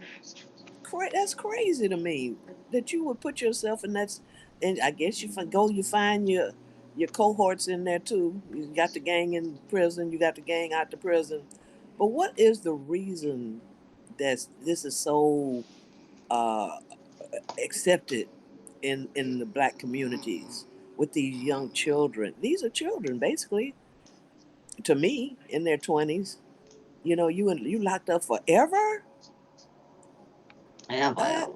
mm-mm, mm-mm, mm-mm. Which mean that later down, I mean, and this is like, because I'm of the generation. So when the Menendez brothers were locked up, I of course was very young at the time. But the fact that I heard like life without the possibility of parole, that to me, that concept is like forever ever. So I'm like, the last thing I want to do is spend my entire life locked up somewhere. And it's like, I don't do kids really have examples like, I mean, I'm sure they have examples like in their damn own communities. Like I know little Ray Ray up there, honey, who been locked up forever and ain't getting out. And it's Yeah, like, a lot of them have relatives, uncles, cousins up there. They're not ignorant to the life in prison. So, but I guess they don't see a problem with it. You want somebody dead so bad that you would take life in prison with no parole over it. I They don't think that far, and I don't know. Mm-mm. Mm-mm. we have a lot of examples for them to see. These are not the first people to be locked up for life without parole for killing Mhm. somebody doing gang violence. I mean, Well, I just don't. I guess you don't have nothing to worry about. You don't have to worry about the world, the bills. You have a place to sleep, and you eat 3 times a day. I mean, maybe that's all some people aspire to, even if it's behind bars. You worry free, but then you got to live by the prison code. I mean, it's too much. It's too much. now just wait till they see what they getting 3 meals of, honey. I saw them prison meals that they with that guy on TikTok, honey, when he was locked up before he was doing the meals he was doing. I was like, oh, y'all was eating that. Now for me, the McRib eater, to say some shit like that, it must have been horrible. Oh I was yeah, like, oh, everything is all soupy and gumpy and like you don't know what it is. It's just some liquid. You get a bologna sandwich for lunch, or you get 2 bologna sandwiches and an apple or some shit. You eat like that every day. we learned that Diddy got his second helping of Navy beans. Yeah, for Thanksgiving. Even prisoners in third world countries, they allow the relatives to bring food. They expect it and everything, but they can bring food. Now, their prison conditions are really horrible, way more horrible than ours, but at least they do get some home cooked meals.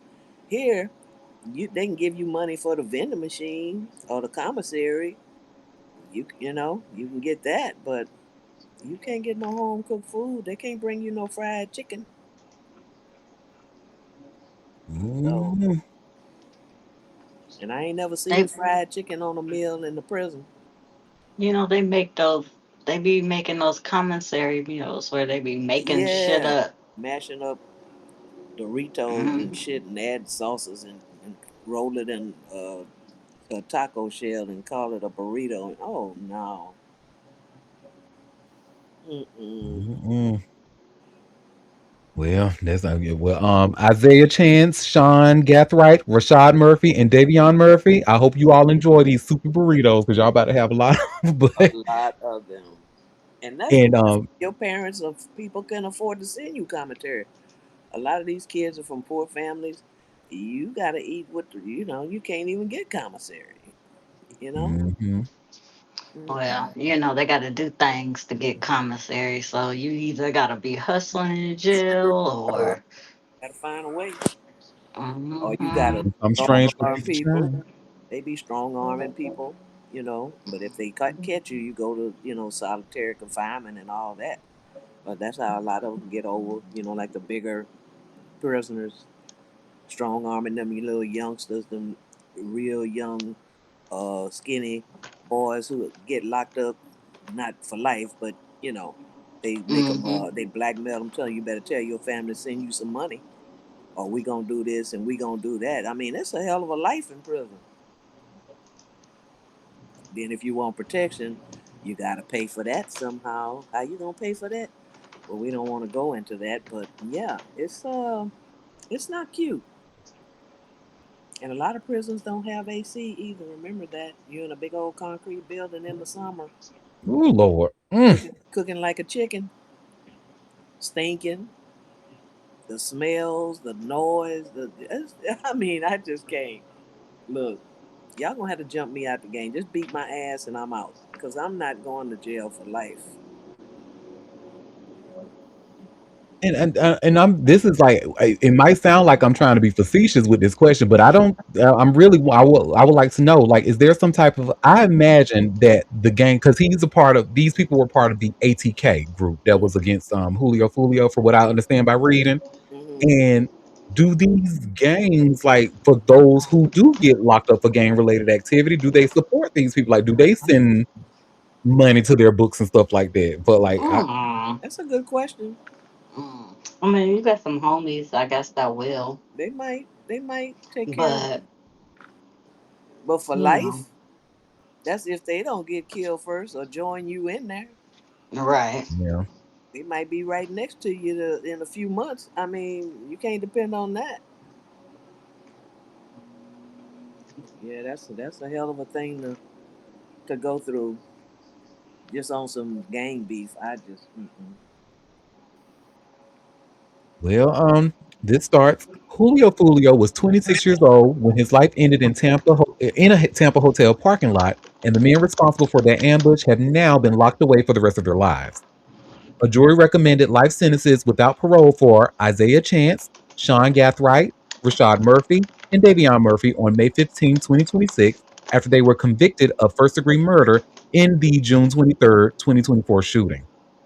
The gang conflict that led to Fulio's death had been brewing for years. Fulio was affiliated with Six Block, a Jacksonville crew that had been at war with ATK, led by rapper Young and Ace, and 1200 Out East. Chance was connected to ATK, while the Murphy cousins were affiliated with 1200, making this killing a convergence of multiple rival factions united against a single target. The feud between these groups had produced countless diss tracks, offensive videos, and street violence that claimed multiple lives over the years. The shooting itself was a coordinated hit that showed how calculated the violence had become. Three gunmen approached Fulio's car around 4:40 a.m. at the Home 2 Suites complex on McKinley Drive, armed with rifles and a Glock pistol with an extended magazine. They fired 31 rounds into the vehicle while Fulio was trapped inside, killing him and wounding three others who were with him. Isaiah Chance and Alicia Andrews acted as lookouts, tracking Fulio's movements through the night as he celebrated his birthday at Tampa clubs.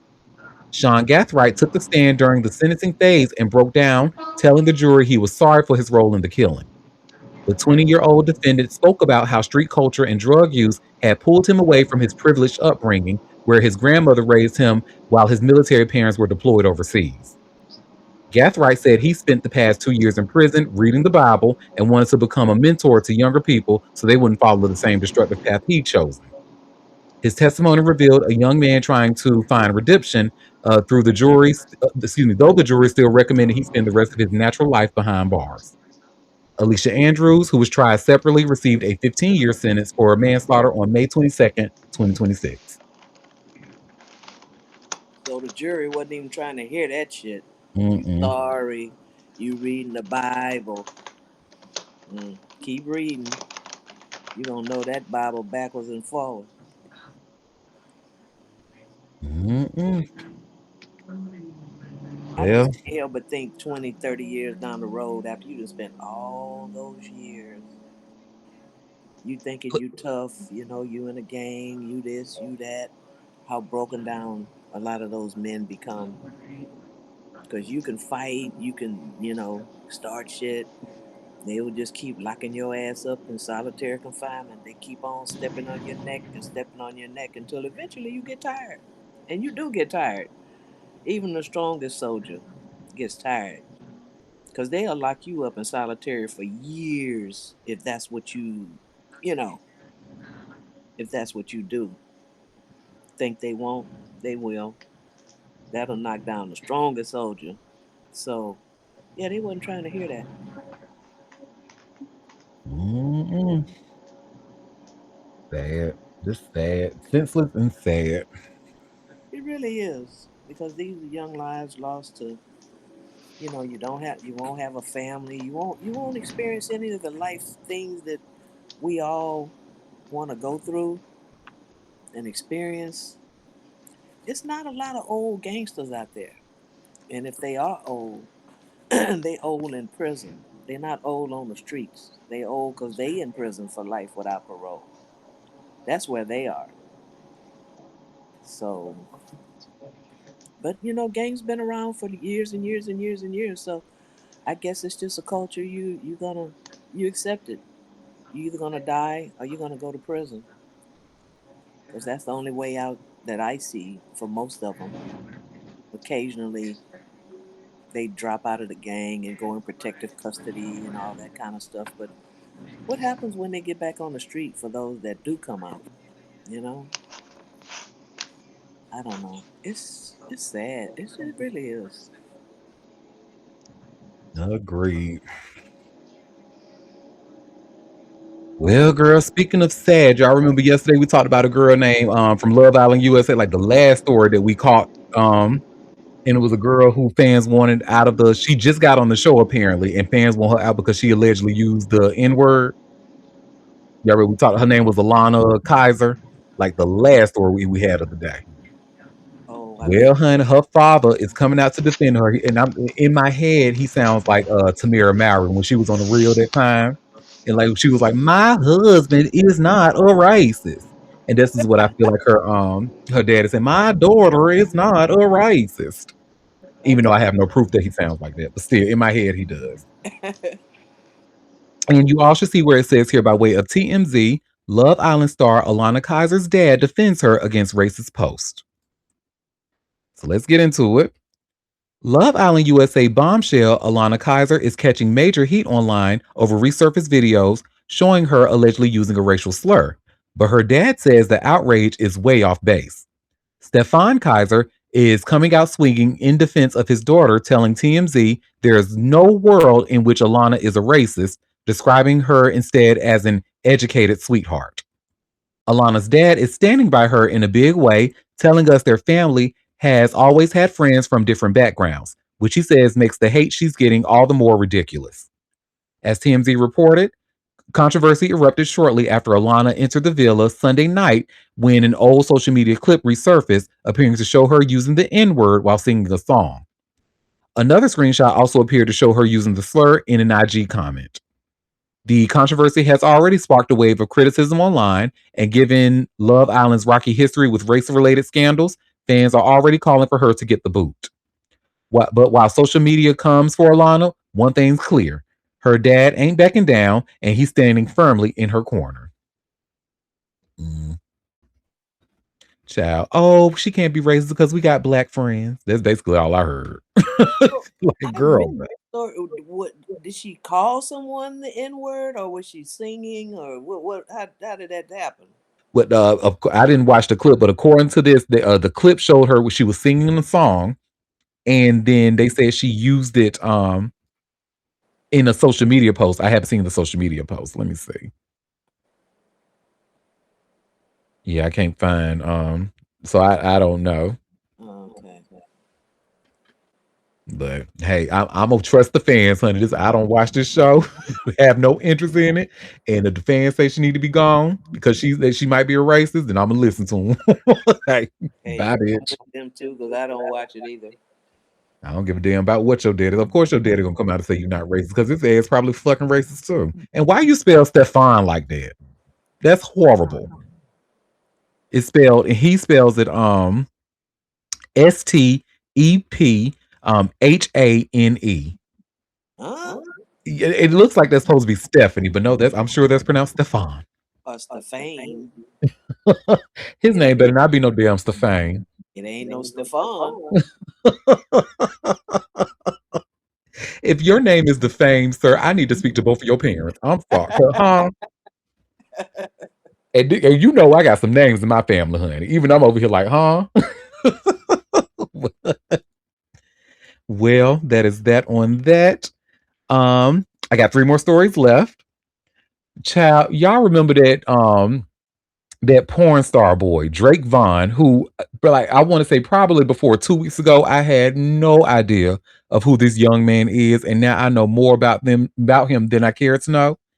Child, so the first thing we read about him, he got caught up for allegedly strangling his female partner, even though he's a gay porn star. Child, how about next? His ass done got caught with a DUI. And you all should see where it says here by way of TMZ, porn star Drake Vaughn had nitrous oxide tanks in Tesla during DUI arrest, cops say. So let's get into it, child. He's stupid. Um, nitrous oxide. Like, who just has that? Isn't that like a big thing for don't they call it like whipping or something like that? The whippets or whatever the hell Don't they're give me doing. the lion child. I don't know. I I That's don't know. above my pay grade. I think so. They all doing something where they take the shit and sniffing it out of big ass looking. But I don't know, girl. I ain't child. That might be what whippets is. I've heard of whippets, but I don't exactly know what it is. Mm-hmm. Well, Drake Vaughn's DUI case is getting a lot more gas behind it because police say they found multiple nitrous oxide tanks inside his car after a scary crash in Las Vegas. According to a police report obtained by TMZ, officers found nitrous oxide tanks, 13 in total, as well as balloons and rubber bands inside the porn star's Tesla after a crash over the weekend. The report says the wreck sent everyone involved to the hospital before police arrived. A witness told officers the Tesla pulled out from a Sonic parking lot and collided with a red Kia Soul. And cops say a Sonic employee added that Drake appeared to be slumped over the wheel and looked intoxicated. When officers later met Drake, whose legal name is Dawson Bacon, at the hospital, they said he had glossy eyes. The officer says Drake denied using alcohol, marijuana, or illegal drugs, but told police he had nitrous oxide about a month earlier. Cops say they initially spotted two nitrous oxide containers near the passenger seat in plain view, but claim a subsequent search of the car uncovered even more. 4 additional large nitrous tanks and 7 smaller nitrous tanks in the rear seat area. The report says Drake declined to voluntarily provide a breath or blood sample, so cops got a warrant and drew his blood at the hospital. Police also requested testing for inhalants. As TMZ reported, Drake was arrested Saturday on a misdemeanor DUI charge. The arrest came just weeks after he was busted for allegedly trying to strangle his partner. He was charged with 2 felonies: domestic battery by strangulation and coercion, constituting domestic violence with threat or use of physical force, in addition to misdemeanor domestic battery. Mm, mm, mm, mm. Mm, Yeah, Crazy. he needs rehab. I want to go back to a time to where before I knew who this person was. Like, what the hell is a Yeah, Drake what's doing? it called? Huffing? You up here doing inhalants and when I go to the dentist office, I like a little nitrous oxide. You know, just a little within reason. He got 'Cause, canisters, balloons. What the oh, you hell? got helium. Like you doing a lot. Yep, and I just did a quick Google search for y'all. So sure enough, it says whippets is a slang term referring to the recreational inhalation. I'm sure I just told it, but of nitrous oxide, a colorless, tasteless gas. The name is derived from the small pressurized metal canisters or chargers originally designed for use in commercial whipped cream dispensers. While nitrous oxide has legitimate applications, its misuse for psychoactive effects is associated with significant health hazards. So, yep, that's what he had it for, to do whippets. Hmm. But shit is real bad when you out here huffing gas and shit. Like, damn. Girl, I ain't gonna talk too much shit, honey, because I come from a generation of people that was sniffing household cleaners and shit like that. So, Well, I mean, it's the same. Yeah, I don't know. Y'all need to mhm. get some therapy. Whatever y'all going through, y'all need to get some therapy because drugs don't don't help y'all and y'all issues that y'all trying to run from. Yep, it's only a temporary fix, honey. Because you still, And you once that be high in come down, you jail. still gonna have to, or you will be in jail. Because once that high come down, you still gonna have to tackle what's going on.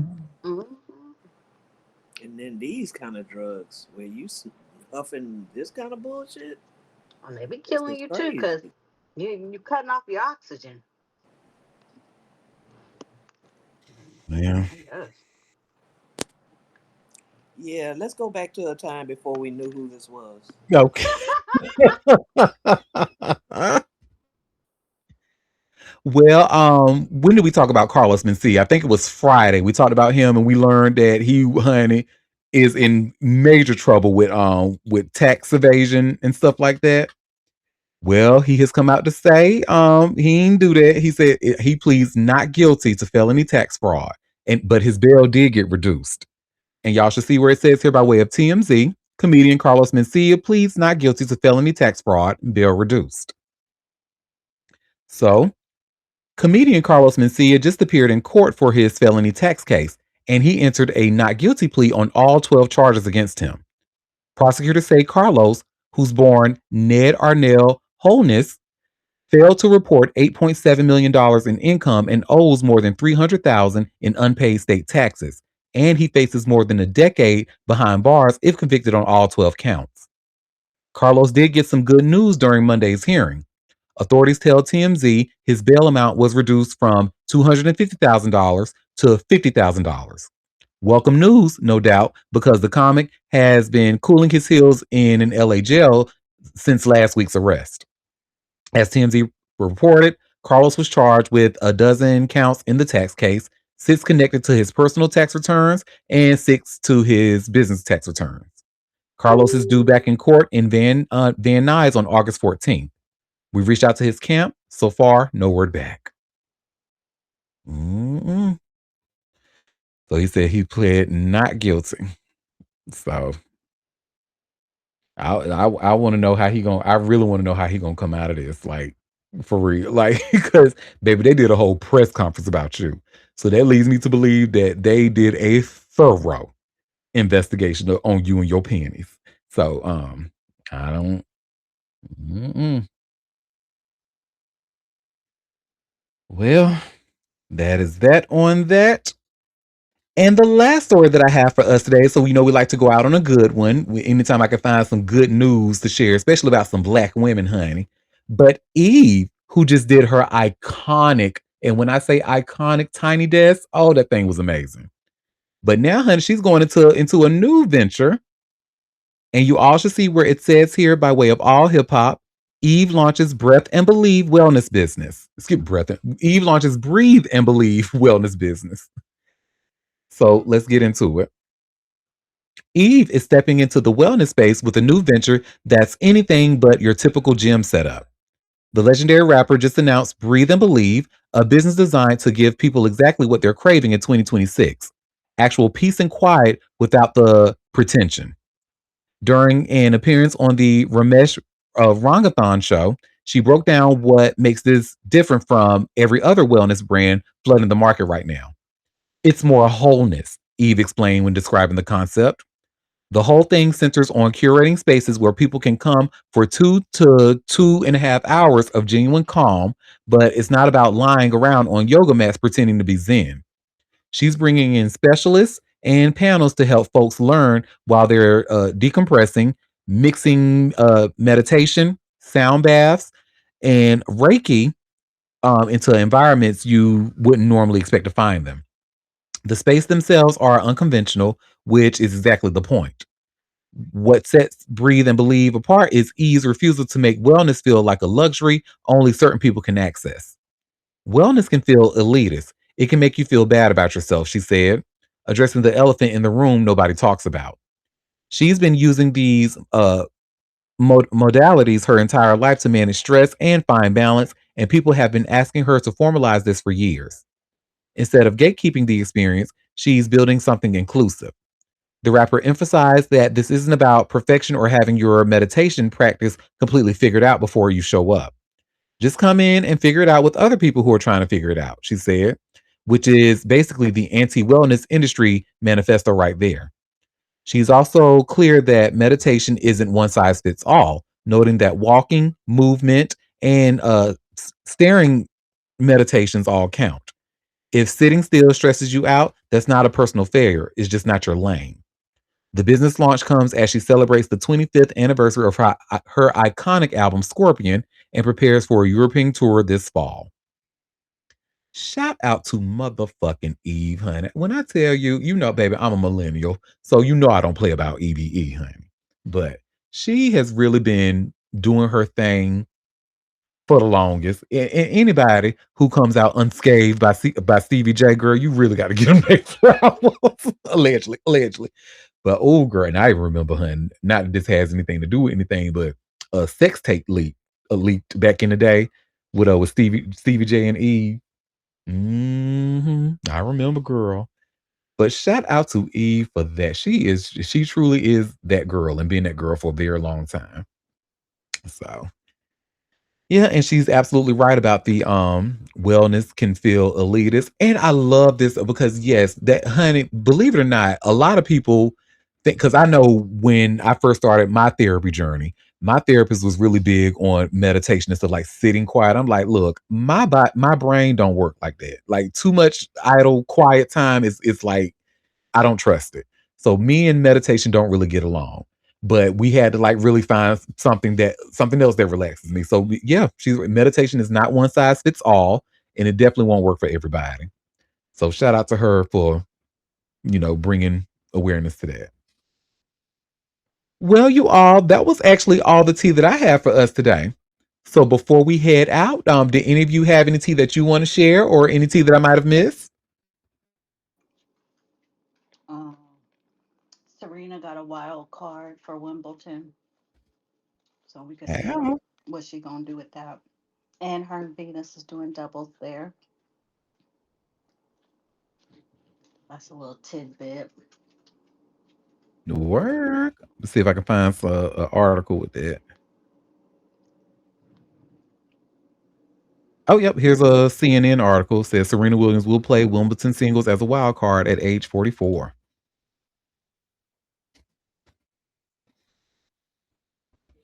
Damn. And then, damn, every time, like, I'm reminded that she's really not that much older than me. And I'm like, damn, we basically damn grew up together. So, yeah, well, congrats to her. I don't know. Matter of fact, let me do a quick Google search. What is a wild card? What is a wild card in tennis? In Okay, so for other non-sports fans like myself, a wild card in tennis is an invitational entry to a tournament awarded to a player whose ranking is too low to qualify automatically. Tournament organizers hand out these limited spots, which act as VIP passes into the main draw, or the qualifying rounds at their own discretion. Okay, okay. Well, that's that on that. Well, thank you, Moon. Anybody else had any other tea that I might have missed? I think I saw something else. Kiki Palmer's getting a show on BET. Is she? Let me Hmm. see. Kiki Palmer. Because she already had that, didn't she? I think she going back. She is right now. She is the it girl. She's everywhere. Ads. She's on ads and yeah, it's like her career goes in waves. Like she'll be like super hot, then it'll cool down, then she'll come back and be super hot again. Right now, she's everywhere. So I'm not finding. Let me see. I'm looking. I'm not finding anything about a new show that's coming to BET. But I don't. I'm not surprised at it because I know she had a talk show already, and that which made her the she actually broke a record for her talk show that she had last night because she was the youngest person to ever have a talk show. So that's why. So I get yay if BET bringing it back, yay. But didn't y'all already? I was gonna say y'all already tried it and it didn't work out well. But Well, hold on. Let me go look at the thing. Hold on.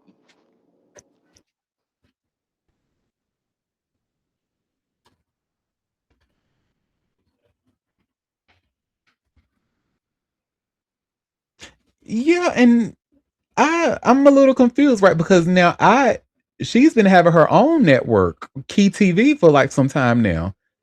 And you seen that she's doing a Can new you hear me?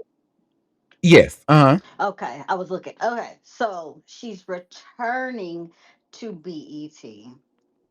Sorry, I looked at the headline and only saw part of it. She is returning after 12 years when she had a talk show to be on the board of advisors. Oh, okay, okay. Yeah, okay, that makes a lot more sense. Because I was like, I forgot that she even had a talk show. yeah, it made her a After I record said the breaker. girls have always getting a damn talk show. And this was when was it? 2014? Maybe. Yeah, I think 2014 because I believe I had just started Verizon at the time. And I was like, oh, Kiki got a talk show. It won't good, y'all. I'm sorry. I love that girl. It won't good.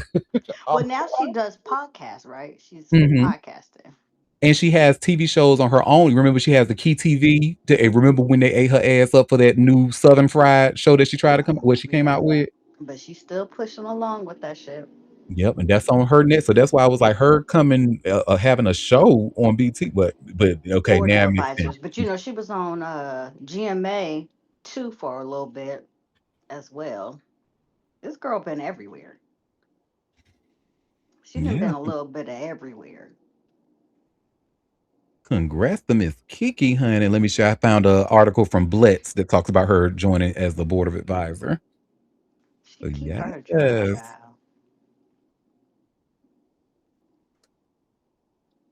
yes, honey. Shout out to Kiki. Listen, as much as Sean, excuse me, what's his name? Yeah, Sean Evans. He seems like a really, really, really, really nice guy.